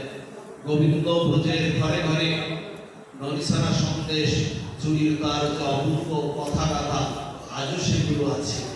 গোবিন্দ শুধু তো ননিচর নামা, গোবিন্দ পুতনার প্রাঞ্চর, গোপীদের মঞ্চ, আর গোবিন্দ চরণে যার শরণাগতি আছে, গোবিন্দ তার অনন্ত জন্মের পাপ গণনা না করে গোবিন্দ সেই পাপগুলো চুরি করে নেয়। আপনার জন্ম জন্মান্তরের যত পাপ আছে না, দুঃখ আছে না, যন্ত্রণা আছে না, গোবিন্দ কি বললেন কি জানেন? যদি কেউ আমার চরণে শরণাগতি টানে, আমি সেই ভক্তের সমস্ত পাপ না বলে, গোবিন্দ বললেন না বলে আমি চুরি করে নেই। এই হলো আমার গোপাল ভগবান। ব্রজের অপূর্ব লীলা গাথা, যে লীলা 2-1 ঘন্টা 2-4 ঘন্টায় বলে শেষ করা যায় না। আমার মা যশোদা এই দামবন্ধন লীলায় আপনারা জানেন, যেদিন গোপালকে যেদিন তিনি দধিমন্থন, যেদিন তিনি এই গোপালকে বন্ধন করেছিলেন, 2 টুকরো দড়ি দিয়ে মাত্র বন্ধন করেছিলেন। অনন্ত বিশ্ব ব্রহ্মাণ্ডের অধীশ্বর, যাকে ধ্যানে পাওয়া যায় না, যোগদার ভয় ভীত, যোগরাজার ভয় ভীত, ব্রহ্মাদি ইন্দ্র দেবগণ যাকে ধ্যানে পায় না, ব্রহ্মা বাঞ্ছিত, শিব দুর্গা ইন্দ্র বাঞ্ছিত, সেই ভগবান কৃষ্ণচন্দ্রকে বন্ধন করেছিলেন, ভক্ত বন্ধন করেছিলেন। এই জন্য এই মাসটা হলো ভক্ত বাৎসল্য বিনীত জানা, এই মাসটা হলো ভক্ত বাৎসল্যের মাস। উনি ভক্তকে বড় ভালোবাসেন। এই জন্য এই মাসটা একটু সমাধান করতে হবে, এই মাসটাকে স্বীকার করতে হবে, এই মাসটাকে অনুমোদন করতে হবে, এই মাসটাকে সমর্থন করতে হবে। আজকে এখানে হয়তো অনেকে ব্রত করেননি, অনেকে করেছেন, কিন্তু এখানে স্বীকার করেছেন সবাই, সমর্থন করেছেন সবাই। এই অনুষ্ঠানটাকে বা এই ব্রতটাকে অনুমোদন করেছেন সবাই। ব্রত হয়তো সবাই করেননি, কিন্তু এই অনুমোদন আর স্বীকার আর সমর্থনের জন্য গোবিন্দ বলছেন কি, যে সর্বোপস্য ধর্মস্য ত্রাণ মহৎ ভয়া, বলছেন অল্প পরিমাণেও ভজন, অল্প পরিমাণেও ভজন করলে আমি মহাভয় থেকে তাদেরকে পরিত্রাণ করে দেই। এই মাসটা যারা অনুমোদন করেছেন, যারা স্বীকার করেছেন, যারা সমর্থন করেছেন, এবং এই দামোদর মাস, যারা দামোদর মাসের মাহাত্ম্য বা সেই ভাগবত কথা কীর্তন যারা শ্রবণ কীর্তন করছেন, ব্রত করেও যারা যে ফলের অধিকারী হলেন, আর ব্রত না করেও গোবিন্দ বললেন আমি সেই ফল তাদেরকে দান করে দিলাম। সদায়ন্ত অবলিপ্ত ভদ্র ভাগবতে বলছি, আমি তার হৃদয়ে বসে গেলাম। এই হলো গোবিন্দের কথামৃত। মা যশোদা যেদিন দামবন্ধন লীলা হয়েছিল বা যেদিন করেছিলেন, দাম অর্থ রজ্জু, উদর অর্থাৎ বন্ধন অর্থাৎ কথা। যেদিন এই দামবন্ধন লীলাটা মা যশোদা করেছিলেন, সেদিন প্রভাতে গোপালকে শুয়ে রেখে একটা প্রদীপ জ্বলছিল। তখন তার বিদ্যুৎ ছিল না, ঘরের মধ্যে গোপালকে ঘুম পাড়ানোর একটা প্রদীপ প্রজ্বলন করা থাকে। এখন যেমন দেখবেন ঘরের মধ্যে জিরো পাওয়ার দিলে আমরা আর অন্ধকার ঘরে শুই, কি না অন্ধকার ঘরে শুই, সবাই একটা জিরো পাওয়ার জ্বেলে দিল। তখনকার মায়েরা বা তৎকালীন সময় দেখবেন কেউ হারিকেন রেখে দিত বা কেউ দূর দূরান্তে একটা প্রদীপ জ্বালতো, প্রদীপ জেলে রেখে ঘরের মধ্যে একটু আলো রাখতো। এই আলো যখন এইভাবে রাখতো, এই আলো যখন রাখতো তখন সকালবেলা যখন গোপালকে পাশে ঘুম পাড়িয়ে রেখে, গোপালকে ঘুম পাড়িয়ে রেখে মা যখন উঠে আসবে, মা যখন উঠে আসবে তখন গোপালের বদনটা না মা একটু দর্শন করে আসছে, প্রদীপের আলোর সত্যটা একটু বাড়িয়ে দিয়ে না গোপালের বদনের দিকে না, গোপালের বদনটা একটু দর্শন করার জন্য ঘুরিয়ে ঘুরিয়ে দর্শন করলে, দর্শন করে মা স্নান করে, প্রভাতে স্নান করে তিনি সেই নবদ্বীপ তৈরি করতে লাগলেন। ঠিক ওইতে দর্শন করলেন না, মা দর্শন করলেন, ওখান থেকে কিন্তু মঙ্গল আরতির সূচনাটা হলো। মঙ্গল আরতি কিন্তু ওই মা গোপালের বদলে প্রদীপ ঘুরিয়েছিলেন, ঠিক ভক্তরা এখন মঙ্গল আরতি ওখান থেকেই কিন্তু হয়। আজকে আরো একটা লীলা, সেই লীলাটা আজকে ভগবান কৃষ্ণচন্দ্র গোচারণ লীলা, গোচারণ লীলার অভিষেক হয়েছিল আজকের সেই দিন। আজকের সাধু সংগঠনেরা আজকে আমাদের মহাভাগ্য গোবিন্দ এই দিন তার গোষ্ঠ লীলা শুরু করেছিলেন, অর্থাৎ দাবিদের নিয়ে, সবার অনুমতি নিয়ে, ঋষিদের অনুমতি নিয়ে এই গোষ্ঠচারণ লীলা শুরু করেছিলেন। যে কথা বলছিলাম, দুই টুকরো দিয়ে মা বাঁধার চেষ্টা করছে। আপনারা জানেন সমস্ত নবদ্বীপ, আমি আর বড় ব্যাখ্যায় যাচ্ছি না। তো যখন গোপাল দুষ্টুমি করে সমস্ত নবদ্বীপগুলো ভেঙে ফেলল, তখন মা তার চুলের ফিতা দিয়ে, প্রথমে চুলের ফিতা দিয়ে বাঁধার চেষ্টা করল। আগের কালে মায়েরা দেখবে চুল বাঁধতো, অনেক আগে আমরা দেখেছি। এখন আর সেই প্রচলনটা নাই, আধুনিকতার জোয়ারে আমরা ভেসে গেছি। তা মা যশোদা তার চুলের খোপার সেই ফিতাটা নিয়ে চুলটা গোপালের উদরটা বাঁধতো। প্রতিবার তাকে 2 আঙুল করে কম, 2 আঙুল করে, প্রতিবার তাকে 2 আঙুল করে কম। গোকুলের সব দড়িগুলো শেষ হয়ে গেল, কিন্তু 2 আঙুল করে, প্রতিবার 2 আঙুল করে কম। এই 2 আঙুলের তত্ত্বটা কি? 4 আঙুল করেও তো কম করতে পারত, 6 আঙুল করে করতে পারত, 10 আঙুল করে করতে পারত, কিন্তু 2 আঙুল কেন মা? এই 2 আঙুলই হলো আমাদের ভজনে সবচেয়ে মহামূল্যবান। একটা হলো কি জানে, যখন গোবিন্দের করুণা না হবে, গোবিন্দকে কেউ লাভ করতে বা বাঁধতে পারবে না। একটি আঙুল হলো আমাদের ভজন সাধন। আমরা যে পৃথিবীর ভজন সাধন দিয়ে আমরা গোবিন্দের চরণে, গোবিন্দের দিকে আমরা ঊর্ধ্বগতিতে যাব, তা হলো একটি আঙুল। ভক্ত ভজন দিয়ে উঠবে উপরে, আর আরেকটি আঙুল হলো গোবিন্দ করুণায় নামবে নিচে। এই 2 আঙুল যখন মিলে গেল, মা যশোদা ভজন করে উপরে উঠছিলেন, আর গোবিন্দ করুণায় নামবে নিচে। কারণ গোবিন্দ তার জিদটা সবসময় ভক্তের কাছে, তার জিদটা সবসময় ছেড়ে দেন। গোবিন্দ বললেন কি জানে, আমি ভক্তকে বিজয়ী করতে আমি নিজে পরাজয়ের মালা আমি বরণ করে নেই। পৃথিবীতে কেউ আমরা পরাজয়ের বিরাটিকে নিতে চাই না। সবাই তো আমরা জয়ী হতে চাই, সবাই কিন্তু আমরা সম্মানের অধিকারী হতে চাই। কিন্তু গোবিন্দ বললেন কি জানে, আমি একমাত্র পরাজয়ের মালা নিয়ে আমি আমার ভক্তকে জয়ের মালা দিয়ে আমি প্রতিষ্ঠিত করে দিতে চাই, ভক্তকে জগৎ সংসারে আমি তুলে ধরতে চাই। এই হলো গোবিন্দের প্রতিশ্রুতি। আমি কুরুক্ষেত্রের যুদ্ধে অর্জুনের রথের সারথি হয়ে যায়, এই হলো গোবিন্দ। অর্জুনের রথের সারথি হয়ে গেল গোবিন্দ, ড্রাইভার হয়ে গেল। মা যশোদার কাছে আমি আমার নিজের জীবনটা ছেড়ে দিয়ে আমি মা যশোদার কাছে আমি বন্ধনটা আমি স্বীকার করে নেই। এই হলো আমার প্রতিজ্ঞা। কারণ আমি অহং ভক্ত পরাধীন, আমি শুধু ভক্তেরই অধীন। বাধা করলে উদুগুলের সঙ্গে বাঁধলেন, অর্থাৎ মা যশোদা বাঁধলেন মানে আমরাই তাকে বাঁধলাম। সেই মাসটা হলো এই মাস। এই মাসটা আপনারা সবাই একটু পালন করার চেষ্টা করবেন। যদি নাও পারেন অন্তত পক্ষে সবাই একটু নিরামিষটা, অন্তত এই মাসটা একটু সবাই একটু নিরামিষটা আহার করবেন। নিরামিষটা আহার করলেও গোবিন্দ প্রসন্ন হয়ে যাবে।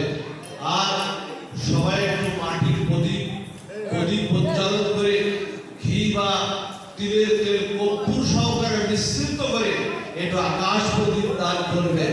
তাতে আপনার 21 দিন পর্যন্ত উদ্ধার হয়ে যাবে শুধু একটি প্রদীপ দান করার জন্য। ওবা অন্ধকার তো গোবিন্দে না। অন্ধকারে যে প্রদীপ আমরা জানি, আরতি আমরা করি, তাই না? এই যে মাটির প্রদীপ আমরা জানি, অন্ধকার কি গোবিন্দ অন্ধকার? অন্ধকার তো গোবিন্দে না। অন্ধকার হলো আমাদের জীবনে ঘোর অমানিসার অন্ধকার, কাম কামনা বাসনার অন্ধকার, হিংসা বিদ্বেষের অন্ধকার, অনন্ত চাওয়া হওয়ার অন্ধকার, ভজন না করতে পারার অন্ধকার। এই জন্য প্রভু তোমাকে আগে ভাগে একটু আলো প্রদান করে রাখলাম। আগে ভাগে তোমাকে আলো প্রদান করে রাখলাম। তুমি আগে ভাগে আলোটা নিয়ে তুমি আমার যেদিন ঘোর অমানিসার অন্ধকার আসবে, যেদিন আমার অন্ধকার আসবে, সেদিন তুমি আমাকে সেই পথ দেখিয়ে সেই অন্ধকার থেকে আলোর পথে নিয়ে যেও। তমসমা জ্যোতির্গময় অসতমা সদ্গময়। তুমি আমাকে অন্ধকার থেকে আলোর পথে নিয়ে যাও। তুমি আমাকে অসৎ থেকে সতের পথে নিয়ে যাও। বেদের কথা এনে এই জন্য আগে ভাগে একটু নিবেদন করে রাখবেন। গোবিন্দকে যা কিছু দিতে হয় না, তাকে নিবেদন করে দিতে হয়। আজকে আপনাদের একটা পরম ভক্ত চরিত লীলা একটু আপনাদের আস্বাদন করাবো যে ভগবান কি করে এত বড় ভক্ত বৎসল, ভগবান যে কত ভক্ত বৎসল, এটা চিন্তা করা যায় না। গোবিন্দের উপরে ভক্ত বৎসল আমরা কেউ না। আমরা মা বাবা যতই যা আমাদের স্ত্রী পুত্র পরিজন যেই থাকুক না কেন, প্রভুর মতো ভক্ত আর কেউ নাই। গোবিন্দের একটা লীলা আপনাদের শ্রবণ করায়। গোবিন্দ তো নদী চুরি করে আপনারা জানেন। আজকে গোবিন্দ কি করেছে জানেন? আজকে গোবিন্দ আজকে দুধ চুরি করবে। এক গভীমা কি করেছে জানেন? এক গভীমা খেয়াল দিয়ে গোবিন্দের ব্রজলীলার কথা শ্রবণ করতে এক গভীমা গোপালকে ধরার জন্য মা যশোদা তো বিশ্বাস করে না। মা যশোদা বিশ্বাস করে না, না আমার গৃহে এতগুলো গাভী আমি গোবিন্দের গোপালের জন্য তৈরি করি, গোপাল এসব চুরি করে খেতে পারে। তোমরা মিথ্যা কথা বলছো। আজকে কি করেছে জানেন? এক মা, এক গোপালনা ব্রজমা আজকে দুধটা হাড়ির দুধটা উপরে রেখেছে। আর দুধের সঙ্গে কি করেছে? দুধের সঙ্গে একটা ঘন্টা, দুধের ওই দড়ির সঙ্গে মানে হাড়িটা রেখেছেন এইরকম, আর একটা ঘন্টা, যে ঘন্টাগুলো আমরা বাজাই ওই ঘন্টাটা আজকে বেঁধে রেখেছে। যদি গোপাল কোনো ভাগ দিয়ে ঢোকে তো দুধ খেতে গেলে ওই ঘন্টাটা বেজে উঠবে, আর ঘন্টা বেজে উঠলেই গোপালকে ধরবো। আজকে গোপাল কি করেছে জানেন? গোপালের সখাদের মধ্যে যারা চালাক বেশি চালাক, যারা সখা সুদাম দাম্য সুদাম মধুমঙ্গ, এই ধরনের সব চুরি করতে যারা উস্তাদ একেবারে পারদর্শী, এই ধরনের সখাদের নিয়ে আজকে গোপালনা মার কাছে যাবো। আজকে তোদেরকে নিয়ে যেতে হবে, না হলে অন্য সবাইকে নিয়ে গেলে না আজকে এই মিশন সাকসেসফুল হবে। এখন সবাই সন্তর্পণে ঢুকেছে তো সেই গোপালনা মাকে, ব্রজ মাকে সবাইকে ফাঁকি দিয়ে আজকে গোপাল সন্তর্পণে ঢুকেছে। সন্তর্পণে ঢুকে না এখন উঁচুতে দুধটা হলো উঁচুতে, গোপালের ভয় উঁচুতে, আর ওর সঙ্গে একটা ঘন্টা বেঁধে রেখেছে। ঘন্টা বাজলেই চিন্তা করবে এসে গেছে। এখন একজন কি করে? একজনের কাঁধে একজন, একজনের কাঁধে একজন, একজনের কাঁধে একজন উঠে ঘন্টাকে বলছে, গোপাল ঘন্টাকে বলছে যে ঘন্টা তুমি আজকে আমাদের একটু সহযোগিতা করো। আপনারা বলছেন বলতে পারেন ঘন্টা কি আর কথা বলতে পারে? প্রশ্ন তো আসতেই পারে, ঘন্টা কি আর কথা বলতে পারে? বলছে ওই জগতে পারে, এ জগতে পারে না। ওই জগতের যা কিছু আছে না, রাধারানীর নুপুরও কথা বলে, রাধা ঠাকুরানী নুপুরও কথা বলে। ওই জগতের যা কিছু আছে সব কিছুই চিন্ময়। ঘন্টাও কথা বলে। বলছেন প্রভু তুমি আজকে দুধ চুরি করে খাবে, আর তুমি অবশ্যই আমি তোমার সহযোগিতা করবো। বলছে দুধ চুরি করে খাবো, তুমি যেন আর বেজে উঠো না, বেজে উঠলেই তো টের পেয়ে যাবে। এখন টুক করে একটা ছোট্ট পাথর দিয়ে মেটে হাড়ি সেই দুধ যাতে রাখা, সেই দুধটা টুক করে একেবারে ছোট্ট একটা ফুটো করে আজকে গোবিন্দ আজকে সেটা মস্তকের পারে পড়ছে আর সেবাও করছে। মস্তকের পারে পড়ছে আর গোবিন্দের বদনেও যাচ্ছে। তার মানে একদিকে অভিষেক হচ্ছে আর একদিকে গোবিন্দের সেবাও হচ্ছে। আর ওই যে নিচে যে দুধ পড়ছে, সখারা যেসব সখারা ছিল তারাও পান করছে। এখন যখন গোবিন্দের অভিষেক আর সেবা একসাথে হয় তখন ঘন্টা বাজে না, আমরা বাজাই না। যখন অভিষেক কি ঘন্টা বাজে, যখন অভিষেক হয়, গোপালের যখন অভিষেক হবে, যখন পঞ্চামৃত দিবার দুধ দিয়ে অভিষেক করবে, তখন ঘন্টা না বাজলে যে অভিষেক সম্পূর্ণ হবে, সেবা তখন করবে। আরো কথা, ঘন্টা না বাজলে সেবা সম্পূর্ণ হবে। এখন ঘন্টা চিন্তা করলো শ্রীময় জগতের, তো ঘন্টা চিন্তা করলো তো প্রভু অভিষেক আর সেবা আজকে দুই একসঙ্গে হচ্ছে। আজকে প্রভুর এই প্রতিজ্ঞা আমি ভঙ্গ করলাম। আজকে প্রভুর এই সুযোগ আমি আর ছাড়বো না। আমি আজকে বেজে উঠলাম ঘন্টা, বেজে উঠে অভিষেক আর সেবা একসঙ্গে কিন্তু আজকে বলবো। যখন এইভাবে যখন বেজে উঠে তো গোপাল আমার টের পেয়ে গেছে, গোপাল ঢুকেছে। কয়েকজন গোপীদের ডেকে নিয়ে প্রবেশ করেছেন। গোপীদের ডেকে নিয়ে প্রবেশ করে একেবারে ধরে ফেলেছে। সকালের দু একজন সকারা পালিয়ে গেছে আর গোপাল ধরা পড়ে গেছে। গোপাল ধরা পড়লে আর কি করবে? গোপালের বদনে ছিল দুধ, তার গালের মধ্যে খানিকটা দুধ ছিল। যে গোপী ধরল সেই গোপীর বদনে দুধটা একেবারে মেরে দিয়ে গোপাল একেবারে ধরা। এই হলো ব্রজের গোপালের লীলা। ব্রজের যে লীলা এখনো ব্রজে সেগুলো নির্মল ভাবে সেখানে গাথা আছে। এইভাবে অসংখ্য লীলা করেছেন আমার গোবিন্দ। একটা ভক্ত বাৎসল্য লীলা, ভগবানের ভক্ত বাৎসল্য লীলা আপনাদেরকে শ্রবণ কীর্তন করার সময় পার হয়ে যায়। আপনারা জানেন একটা চরিত্র আছে, সেই চরিত্র হলো শবরী চরিত্র। আপনারা জানেন শবর রাজকন্যার তার নাম ছিল শবরী চরিত্র। এই শবর জাতিতে এসেছিল। শবর জাতি মানে তো নিচু জাতি। যখন শবরী চন্দ্রকলার ন্যায় বেড়ে উঠল, তার পিতা যখন বিয়ের আয়োজন করলো, খেয়াল করে শুনুন মা, পরম আসক্তময় লীলা, বেড়ে উঠল, তখন তার বিবাহের দিনটা ঠিক করলো। বিবাহের দিনটা যখন ঠিক করলো, তখন শবরী চিন্তা করলো আজ আমার বিবাহ, এগুলো বাইরে অনেকগুলো পশু, এই পশু হত্যা হবে আমার জন্য, আমার নিজের সুখের জন্য এতগুলো পশু হত্যা হবে, এটা মেনে নেওয়া যায় না। শবরী কি করলো জানেন? শবরী রাতের অন্ধকারে তার নিজ গৃহ থেকে পলায়ন করে এক ঋষির আশ্রমে আশ্রয় নিল। সেই ঋষির নাম ছিল কি জানেন? ঋষির নাম ছিল মাতঙ্গ ঋষি।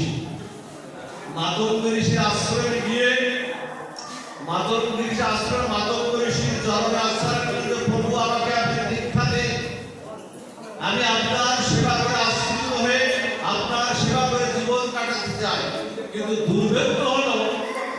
দুর্যোগ ঘটলো যেটা, মাতঙ্গ ঋষি তার কোনো সেই আশ্রমে কোনো মেয়েদের কোনো স্থান ছিল না। মেয়েদের কোনো স্থান ছিল না মাতঙ্গ ঋষির আশ্রম। তখন ও কিন্তু মাতঙ্গ ঋষিকে গুরু রূপে বরণ করে গুরু রূপে বরণ করে মাধব ঋষিকে প্রতিদিন মাধব ঋষি যেখানে মলমূত্র যেখানে ত্যাগ করতেন, প্রতিদিন সেই জায়গাটা ঝাড়ু দিয়ে রাতের অন্ধকারে ঝাড়ু দিয়ে সেই জায়গাটা পরিষ্কার করতেন। এখন মাধব ঋষির শিষ্যরা দেখে যে প্রতিদিন মলমূত্র এভাবে কে পরিষ্কার করে, এমন ভাবে কে পরিষ্কার করে। তখন একদিন রাতের অন্ধকারে দেখে একটা মেয়ে এইভাবে প্রতিদিন পরিষ্কার করে। ওরা ওকে ধরে ফেলে, ধরে নিয়ে গুরুদেবের কাছে নিয়ে আসে। গুরুদেবের কাছে নিয়ে আসলে বলে, গুরুদেব এইভাবে হীন সেবাটা করে, এইভাবে হীন সেবা করে। বলছে, কে তুমি? বলছে, আমি সবরী, আমি নিচকুলে জন্মগ্রহণ করেছি, আমি নিচকুলে জন্মগ্রহণ করেছি প্রভু। বলছে, তুমি এরকম করো কেন? বলছে, আপনার করুণা পেতে, আপনার কৃপা পেতে, গুরুদেবের কৃপা পেতে। কি করতে হয়? আজকাল তো আমরা দীক্ষা নিয়েই আমরা একেবারে আমরা চুপচাপ বসে থাকি। লোকনাথ গোস্বামী নরোত্তম ঠাকুর লোকনাথ গোস্বামীর মলমূত্র পরিষ্কার করতে রাজার ছেলে, যার বাবা কৃষ্ণানন্দ মহারাজ 9 লক্ষ টাকা খাজনা পেতেন। আজকে মনে হয় 9,000 কোটি টাকা কি 900 কোটি টাকা হতে পারে আজকের দিনে। সেই নরোত্তম ঠাকুর গুরুদেবের করুণা পেতে লোকনাথ গোস্বামী বলেছিলেন যে আমি কোনো শিষ্য গ্রহণ করব না। কিন্তু লোকনাথ নরোত্তম ঠাকুরের সেই সেবা থেকে একজন মাত্র শিষ্য গ্রহণ করেছিলেন, সে হল নরোত্তম ঠাকুর, যার কীর্তন না গাইলে আমাদের কীর্তন অসম্পূর্ণ হয়ে যায়। নরোত্তম ঠাকুরের কীর্তন ছাড়া আমাদের কোনো কীর্তন সম্পূর্ণ হয় না। তা এইরকম বলছে, প্রভু আমি এসেছিলাম আপনার কাছে, কিন্তু আপনি আমাকে ফিরিয়ে দিয়েছিলেন, কিন্তু সেই দিন থেকে আপনার শ্রীমূর্তি আমি আমার হৃদয়ে বসিয়েছিলাম, গুরু রূপে আপনাকেই বরণ করেছিলাম। মাধব ঋষি ভাবলেন এই তো সেবা, বলেছিল যে তোকে আমি দীক্ষা দেব। আর প্রত্যেক অন্যান্য আশ্রমে যেসব শিষ্য ছিল তাদের কি বললো যে ওকে ওই দূরে একটা কুটির করে দাও, ও আমার আশ্রিত হয়ে ওখানে ভজন করুক। প্রভু রামচন্দ্রের তখন ত্রেতাযুগের এই লীলাটি, তখন রামচন্দ্রের ভজন করুক, ওখানে ভজন করুক, ওকে আর কেউ তোমরা কিছু বলো না, দীক্ষা দিলে। একদিন মাধব ঋষি যখন চলে যাচ্ছে, মাধব ঋষি বলছে যে আমি চলে যাব। সবার সব শিষ্যকে ডাকলেন, ডেকে বললেন আমি চলে যাব, আমি আর থাকবো না, আমি চলে যাব। তখন সবরী চরণে পড়লেন, চরণ জড়িয়ে ধরলেন, প্রভু আমাকে একটু কৃপা করে যান, আমাকে একটু করুণা করে যান। জানেন গুরুদেব সন্তুষ্ট হলে না, গুরুদেব সন্তুষ্ট হলে গোবিন্দ মেলা সহজ। গোবিন্দ ভজন করে গোবিন্দ পাবো না, সাধু ভজন করে সাধুর কৃপায়, গুরুদেবের কৃপায়, বৈষ্ণবের কৃপায় আমরা গোবিন্দ পাবো। ঈশ্বরপুরী চৈতন্য মহাপ্রভু গুরুদেব হয়েছিলেন, রাধাকান্তি ভক্তি সুবলিত তন তার গুরুদেব বলেছিলেন, মাধবেন্দ্র পুরীপাদ বলেছিলেন, তার সেবায় সন্তুষ্ট হয়ে বলেছিলেন তোর হোক কৃষ্ণের প্রসাদ। সেই চৈতন্য মহাপ্রভু ঈশ্বরপুরীকে দীক্ষাগুরু হিসেবে বরণ করেছিলেন।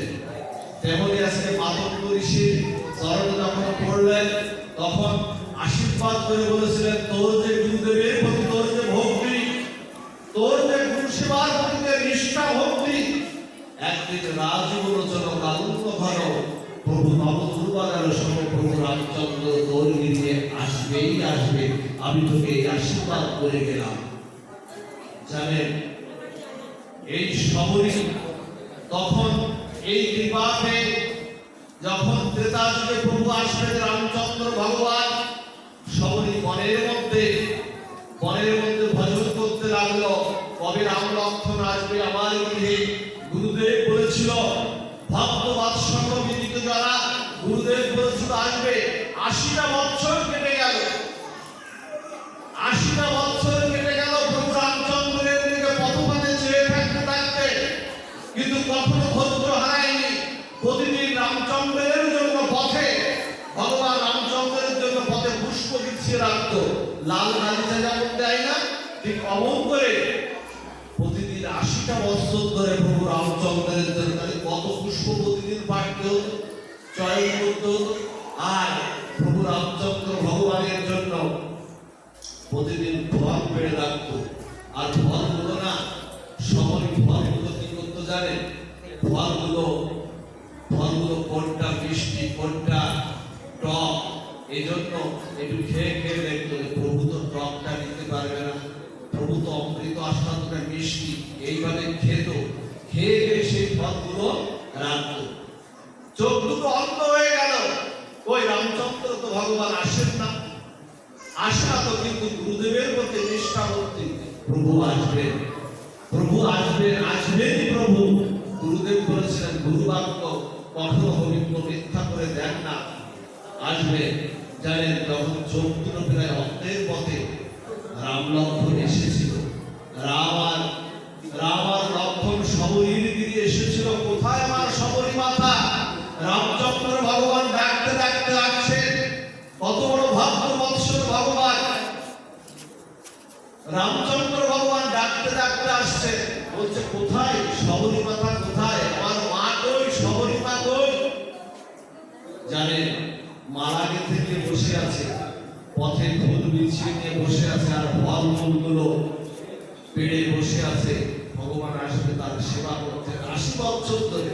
আমাদের শিল্পের ধৈর্য কৃষ্ণ পাওয়া কি অত সহজ? গোবিন্দ পাওয়া কি অত সহজ? তার জন্য নিষ্ঠা চাই, সংকল্প চাই, উৎকণ্ঠা চাই, অপেক্ষাও চাই। এই জন্য বলেছিল যে সবরীর মতো অপেক্ষা চাই, প্রহ্লাদের মতো স্মরণ চাই, মীরার মতো ভজন চাই। এইগুলো না থাকলে আমরা পাবো না ভগবান। যখন আসলো তখন বলছে কে গো? আমাকে মা মা বলে ডাকে। বলছে আমি প্রভু রামচন্দ্র, আমি রাম লক্ষ্মণ এসেছি। বলছে এসেছো প্রভু, তুমি এসেছো আমার মতো নিচকুলের সবরীকে তুমি দেখতে এসেছো। গুরুদেব বলেছিল আজকে আমি আজও তোমার জন্য অপেক্ষায় বসে আছি, কিন্তু প্রভু আমি যে তোমায় দেখতে পাচ্ছি না প্রভু। আমি যে আমার নয়ন দিয়ে তোমাকে একটু দেখতে চাই, তোমার সেই অপরূপ মাধুর্য মণ্ডিত সেই রূপ আমি তোমাকে দেখতে চাই। প্রভু রামচন্দ্র ভগবান তার চোখে স্পর্শ বুঝিয়ে দিলেন, সাথে সাথে তার অদ্রতি ফিরে পেল। আর প্রভু রামচন্দ্র আর লক্ষ্মণকে নয়ন ভরে দেখে তৃষ্ণা মেটালেন। আর মালা পরালেন, চরণ সেবা করলেন, চরণ ধৌত প্রক্ষালন করলেন, আর মালাটাও পরিয়ে দিলেন। মালাটা পরিয়ে বলছে প্রভু তুমি কিছু সেবা গ্রহণ করো, এই ফলটা নাও প্রভু, এই ফলটা খুব মিষ্টি। তখন লক্ষ্মণ বলছে তো এই ফলটা তুমি মিষ্টি কি করে জানলে? তা বলছে আমি আগে খেয়ে দেখেছি, আমি আগে খেয়ে দেখেছি, আর তারপরে তোমাকে দিচ্ছি। ওমা সেই ব্রজের সেই সৌখ্য প্রেমের সেই ভাব আগে খেয়ে খায় ভগবানকে। লক্ষ্মণ বলছে না দাদা, তুমি কারো উৎসৃষ্ট তুমি পেতে পারো না, তুমি স্বয়ং ভগবান রামচন্দ্র, তোমার উৎসৃষ্ট ভক্তরা পায়, কিন্তু তুমি ভক্তের উৎসৃষ্ট তুমি পেতে তুমি পারো না। তখন রামচন্দ্র হাত পেতে দিলেন, বলছে লক্ষ্মণ 80 বছর ধরে এই কোনটা টক কোনটা মিষ্টি, এই ফলগুলোর আস্বাদ্য করতে কত হাজার লাখ লাখ কোটি কোটি ফলকে আস্বাদন করতে হয়েছে। দাও মা ফল দাও। নিয়ে সেই মধুর আস্বাদনে দিলেন। আজকাল তো আমরা মা বাবার একটু পেতে চাই না, মা বাবা বৃদ্ধ হয়ে গেলে তার খাটটাও আমরা আলাদা করে দেই। আজকাল এই তো সমাজের চিত্র, মায়ের হাতে রান্না খেতে চায় না, মা কখনো অপবিত্র হয় না। গঙ্গা মা যেমন কখনো অপবিত্র হয় না, যেমন গঙ্গা মায়ের বক্ষে সমস্ত কিছু পড়ে মলমূত্র পড়লো, মা গঙ্গা কি কখনো অপবিত্র হয়? যেমন পৃথিবীতে মা একটি শব্দ, মা যত যাই হোক পৃথিবীতে মাও একটি শব্দ, মা কখনো অপবিত্র অসুস্থ হতে পারে না। এই জন্য জীবনের শেষ বেলা হলো মায়ের সেবা করার কথা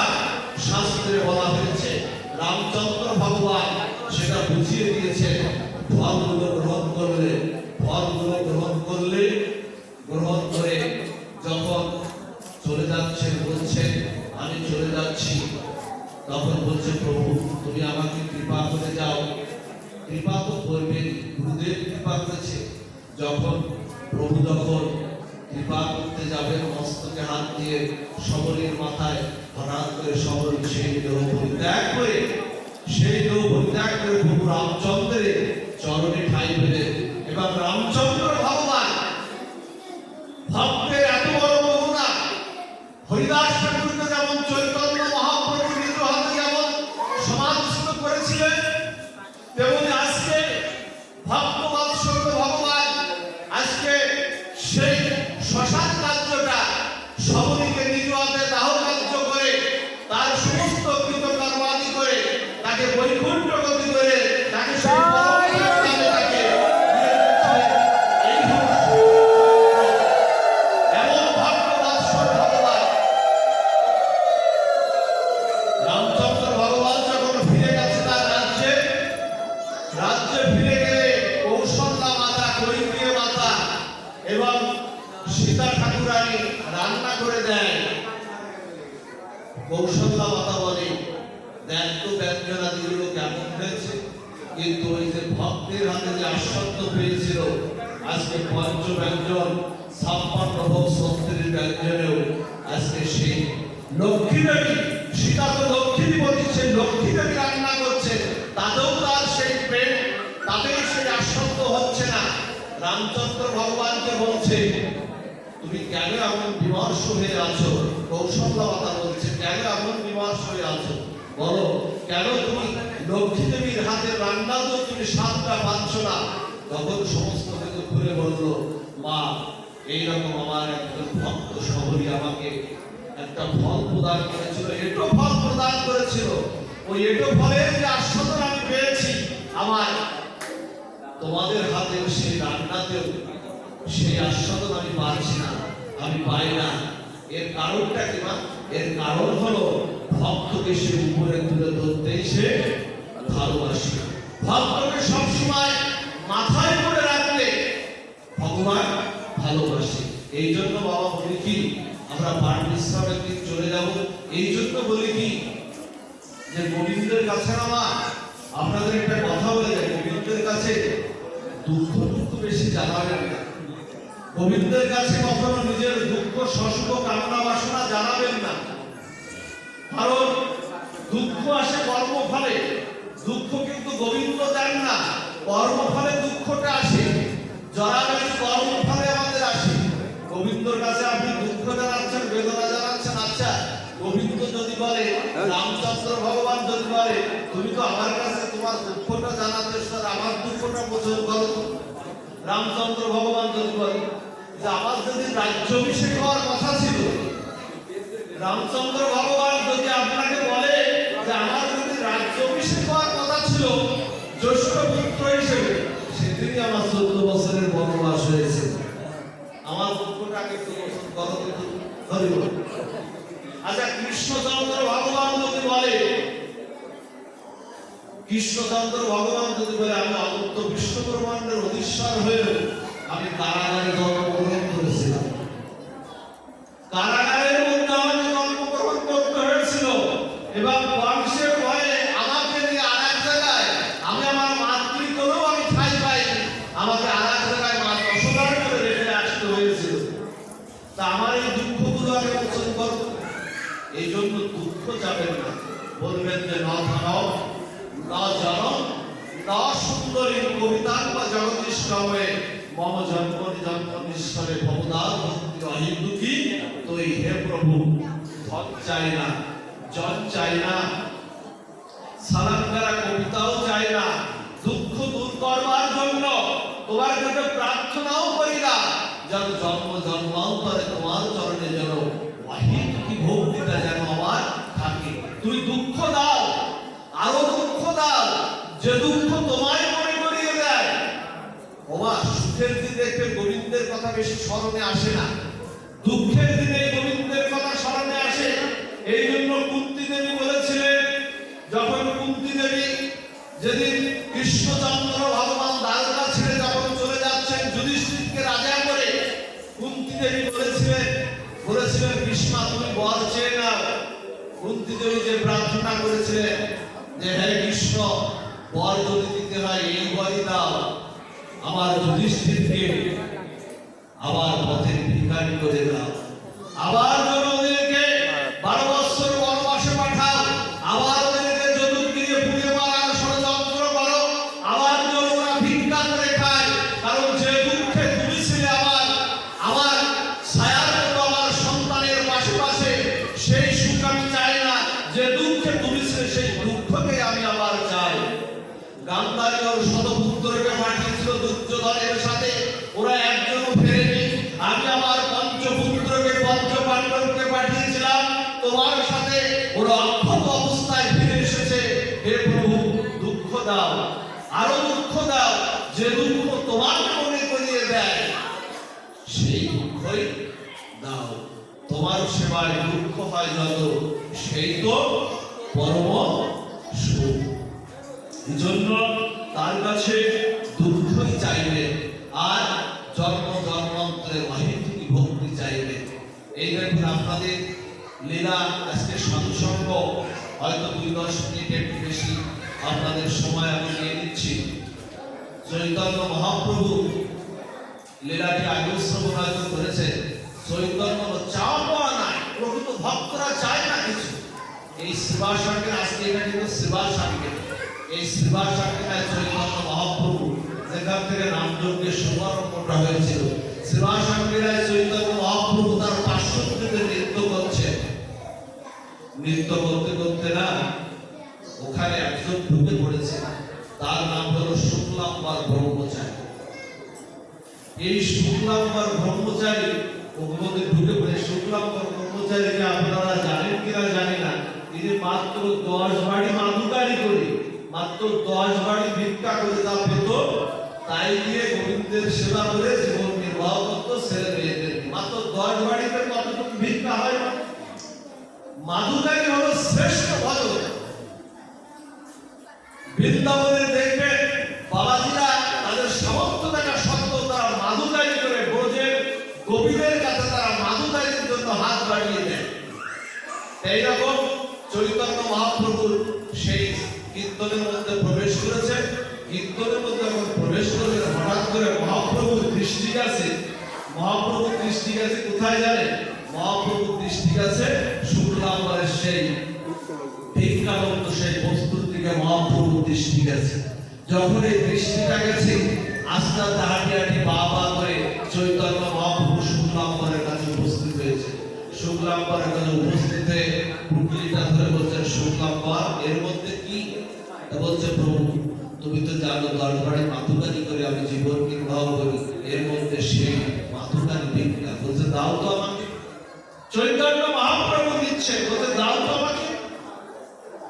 বলছে না না প্রভু, এটা তোমাকে দেওয়া যায় না, এর মধ্যে বালি আছে, কাঠর আছে, এর মধ্যে ময়লা আছে, তুমি চৈতন্য মহাপ্রভু, তোমাকে এভাবে সেবা করানো যায় না। বলছে না, তোমার ওটা আমি গ্রহণ করবো, ওটা দাও। ভক্ত দেবে না, ভগবান জোর করে নেবে, ওর মধ্য থেকে জোর করে নিয়ে আজকে সেই মাদুকারি ভিক্ষা করা সেই অর্ঘ, সেই চাউল, সেই আজকে মনের আনন্দে ভক্তের ভক্তি অর্ঘ, মনের আনন্দে প্রেমের মাধ্যম দিয়ে আজকে চর্বণ করছে। চর্বণ করছে, চর্বণ করতে করতে না করতে করতে তখন যখন প্রসাদের মতো পেয়েছে, যখন পেয়ে যখন শেষ হয়ে গেছে, বলছে তোমার এই মাধুকারি করা অর্ঘে এত পরিমাণ প্রেম, এত পরিমাণ আনন্দ আমি আগে কখনো পাইনি। তোমার মাধুকারি করা অর্ঘে বলছে তোমায় আমি একটা বর দেব। তখন ভগবান চৈতন্য মহাপ্রভু বলছে তোমায় একটা বর দেব। বলছে না প্রভু, আমি তো বর চাই না, আমার তো বরের দরকার না, আমি তো বর চাই না। এখন বলছে না না, তোমাকে একটা বর দিতেই হবে। এখন ভক্ত যারা দেখবেন তারা কিন্তু বর চায় না, আমরা বর চাই, কিন্তু ভক্ত শুক্লাম্বর কিন্তু বর চায় না। বলছে না প্রভু, আমি বর চাই না। ভক্ত নেবে না, ভগবান জোর করে দেবে।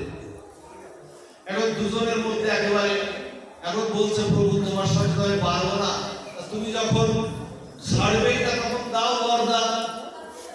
কি বর দিলেন জানেন? কি বর দিলেন শুনলে আপনারা অবাক হয়ে যাবেন। বর দিলেন এই বর যে তুমি জন্ম জন্মান্তর ধরে হে সুখনাম্বার, তুমি জন্ম জন্মান্তর ধরে এমন করে তুমি ভিখারি হয়ে, এমন করে তুমি ভিখারি হয়ে থেকে। ভক্তরা আনন্দে নৃত্য করছে, প্রভু তুমি আমার চাওয়ার চেয়ে চাওয়ার বেশি আমাকে বর দিয়েছো। এমন বর তোমার চাওয়া ছিল তার চেয়ে বেশি আমাকে বর দিয়েছো, যারা জন্ম জন্মান্তর ধরে আমি ভিখারি হয়ে থাকি। কিন্তু আমারও তোমার জন্য একটা চাওয়া আছে। চাওয়াটা কি? তা বলছে তোমার এই বরটা আমি মাথায় করে নিলাম, কিন্তু আমার একটা চাওয়া যে আমি জন্ম জন্মান্তর ধরে আমি ভিখারি হয়ে থাকবো, আর তোমার মতো চৈতন্য মহাপ্রভু ভগবান যেন জন্ম জন্মান্তর ধরে এভাবে অবতার হয়ে আমার মতো ভক্তের ভক্তি অর্জন কেড়ে নেবে, খায় এমন করে কেড়ে খায়, তোমার মতো ভগবান যেন এমন করে কেড়ে খায়। তোমার মতো চৈতন্য মহাপ্রভু যেন জন্ম জন্মান্তর ধরে এমন কেড়ে কেড়ে। এই জন্য বলি কি মা, তাকেই কি দিন, যা কিছু নিবেদন করো তাকেই করো।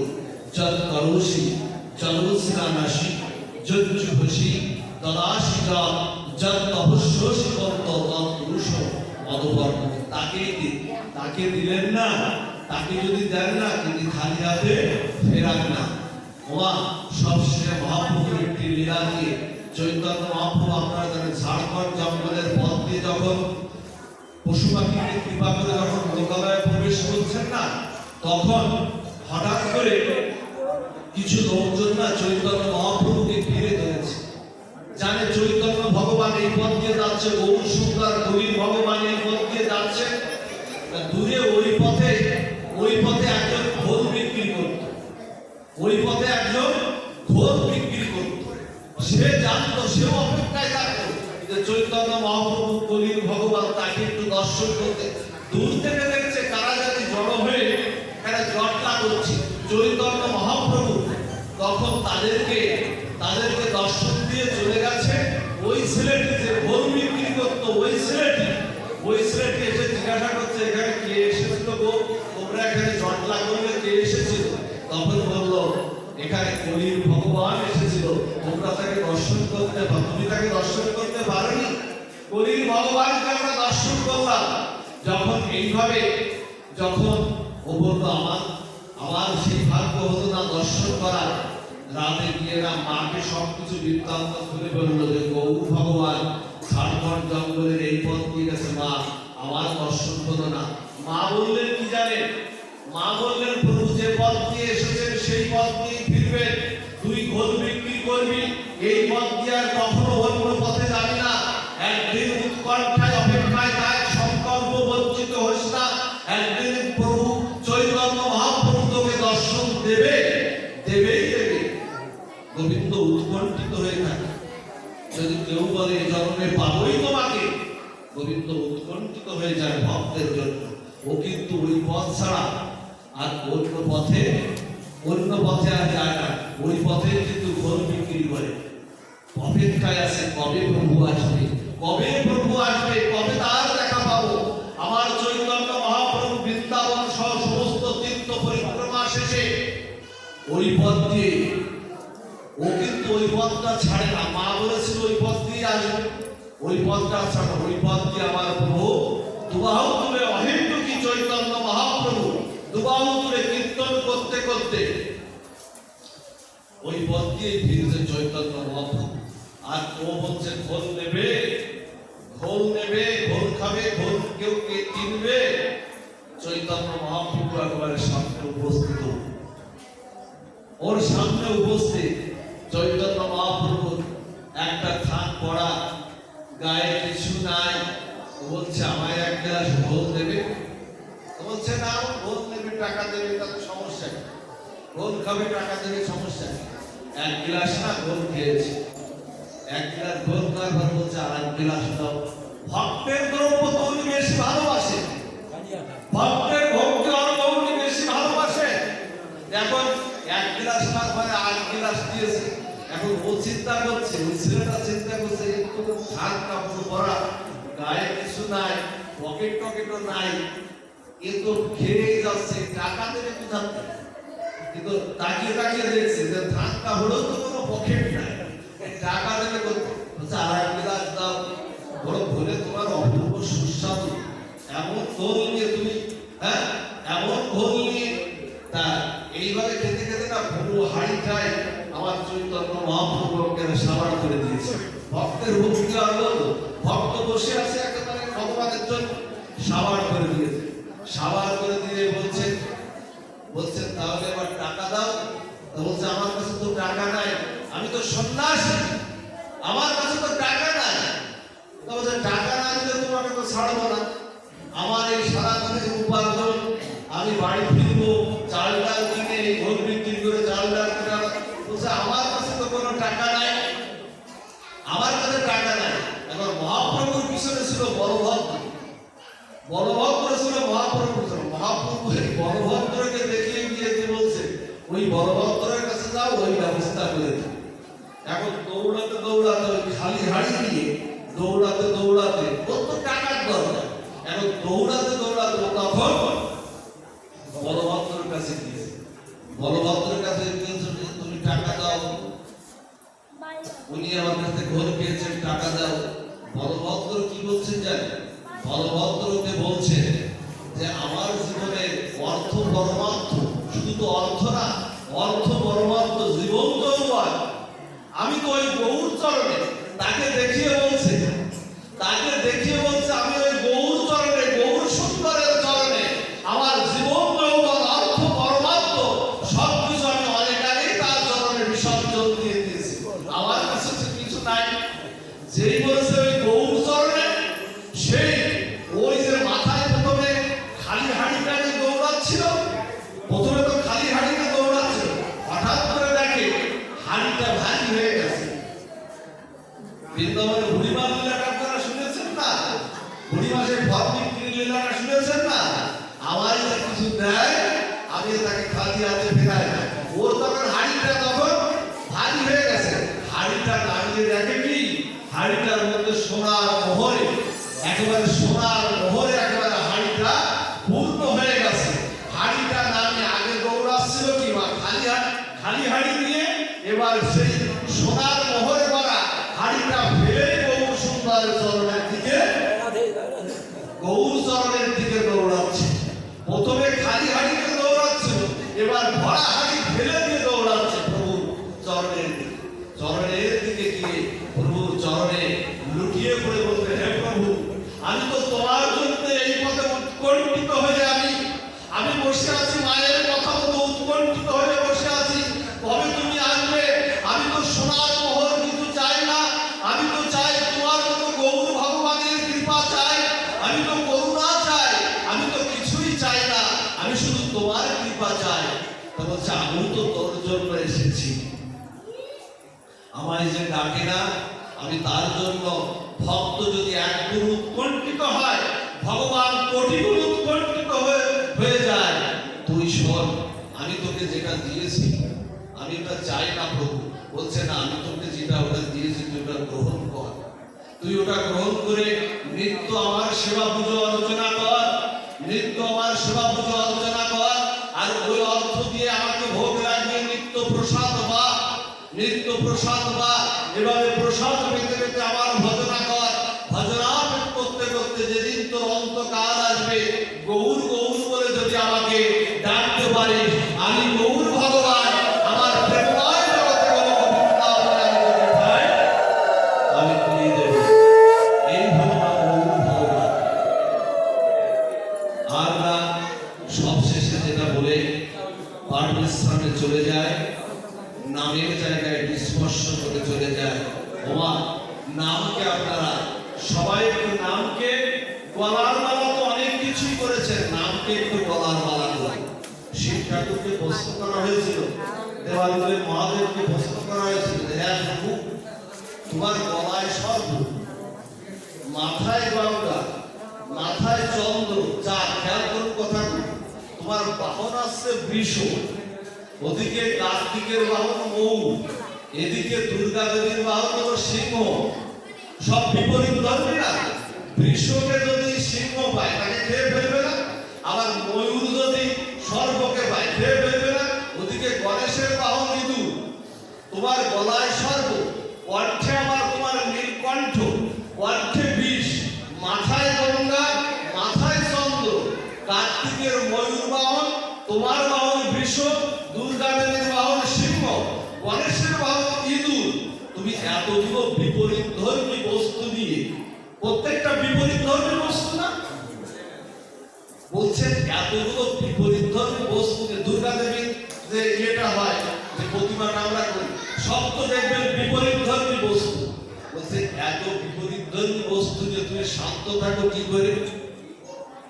তা বলছে এত বিপরীত ধর্মী বস্তু নিয়ে আমি শান্ত থাকি কারণ আমি পঞ্চমুখে রাম নাম গান ত্রিপুরারি, আমার সর্বদা হরিনাম আমার শ্রীবদনে। আর এই হরিনামের জন্য এত বিপরীত ধর্মী বস্তু নিয়েও আমি শিক্ষা করব, আমি শান্ত। এই জন্য নামকে আপনারা আশ্রয় করুন।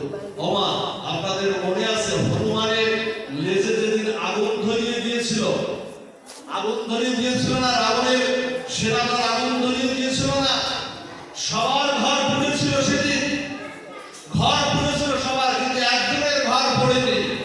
তার ঘরটা কার ঘর ছিল? বিভীষণের ঘর ছিল, বিভীষণের ঘর পড়েনি। রাবণের ভাই ছিল বিভীষণ, তার ঘরটা কিন্তু পড়েনি।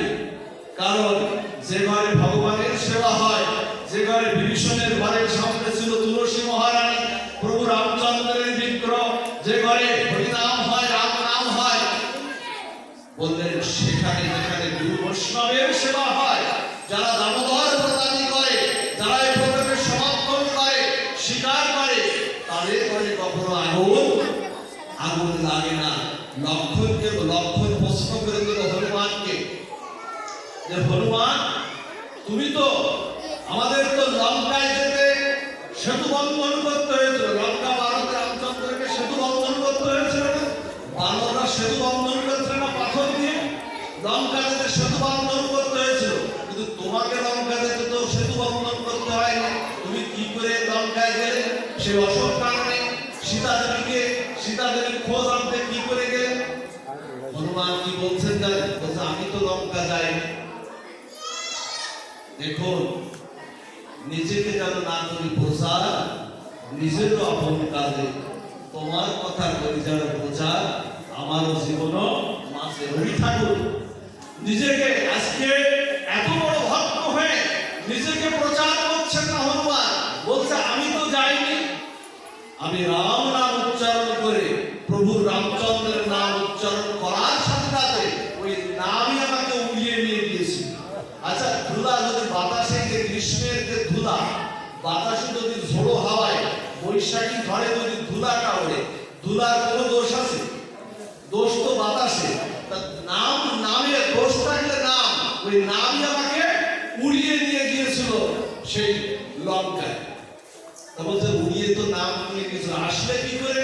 তা বলছে নামের জোরে গিয়েছিলাম, আসলাম ভক্তির জোরে। মা সীতাকে দর্শন করে বলেছিলাম, মা নামের জোরে এসেছিলাম, আর তুমি এমন একটা কিছু দাও যে ভক্তির জোরে আমি আবার প্রভু রামচন্দ্রের চরণে যেন আবার ফিরে যেতে পারি। মা সীতা জানকী দেবী একটা চরণের নুপুর দিয়েছিলেন আমাকে, আমি সেই নুপুরকে আশ্রয় করে, আমি সেই নুপুরটা নিয়ে প্রভু রামচন্দ্রের চরণে এসে বলেছিলাম, এই যে মায়ের নুপুর, আমি মায়ের সম্পাদ নিয়ে এসে আমি অশোক কারণে ছিলাম। লক্ষণ আবার জিজ্ঞাসা করেছে, তুমি তো তোমার লেজ দিয়ে লঙ্কা পোড়ালে, তোমার লেজেরও তো একটা লোম পড়লো না? আচ্ছা, আমি যদি কারো ঘরে আগুন দিতে যাই, আমার গায়ে একটু আগুন লাগবে না? লাগবে।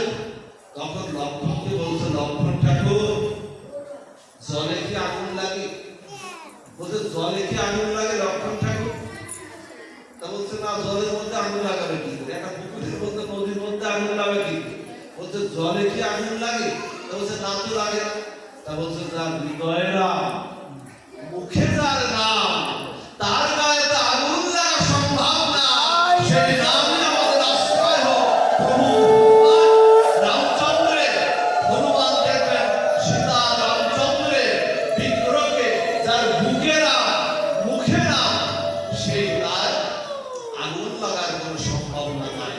সেই নাম আপনারা আশ্রয় করুন। কলিযুগের এই মহামন্ত্র, মহা ঔষধি হলো এই হরিনাম।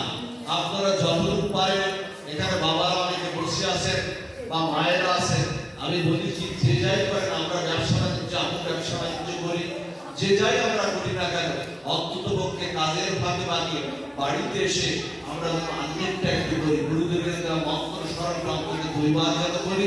আর বাড়িতে এসে কাপড় চোপড় ছেড়ে, যদি বাজারে আমরা সময় নাও পাই, অন্তত কাপড় চোপড় ছেড়ে যতটুকু পারে, আপনাদের বাধ্যবাধকতা নাই, 2 মালা পারেন, 4 মালা পারেন, 1 মালা পারেন, 6 মালা পারেন, 8 মালা পারেন, যে যতটুকু পারেন একটু নাম আশ্রয় করুন।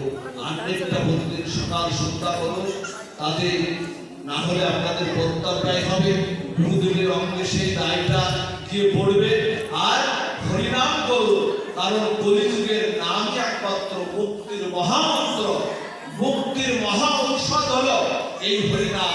এই নামকে যদি আমরা আশ্রয় করতে পারি, সেই অভ্যাসটা যদি আমাদের থাকে, সেই অভ্যাসটা থাকলে এই নামই আমাদের একদিন হরিদাস ঠাকুরের মতো চৈতন্য মহাপ্রভুকে যেমন পেয়েছিলেন, সেই নামের শ্রীমন্তিমন্ত বিগ্রহ আমাদের সামনে উদিত হয়ে নামকে যদি আমরা অভ্যাস থেকে দিতে পারি, সেই চৈতন্য মহাপ্রভু যেমন হরিদাস ঠাকুরকে দর্শন দিয়েছিলেন, আমাদের জীবনেও সেই নাম যদি আমরা আশ্রয় করতে পারি, তেমন করে চৈতন্য মহাপ্রভুর মতো, হরিদাস ঠাকুরের মতো আমাদের সামনে উদিত হবে সেই নামের সেই মহাপ্রদীপ, যা আমরা আশ্রয় করে আমরা পার হয়ে যেতে পারবো।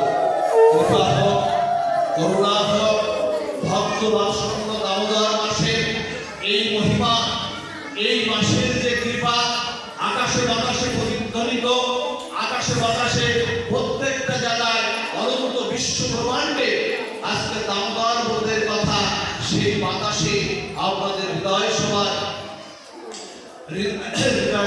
সেই অনুভূত হোক।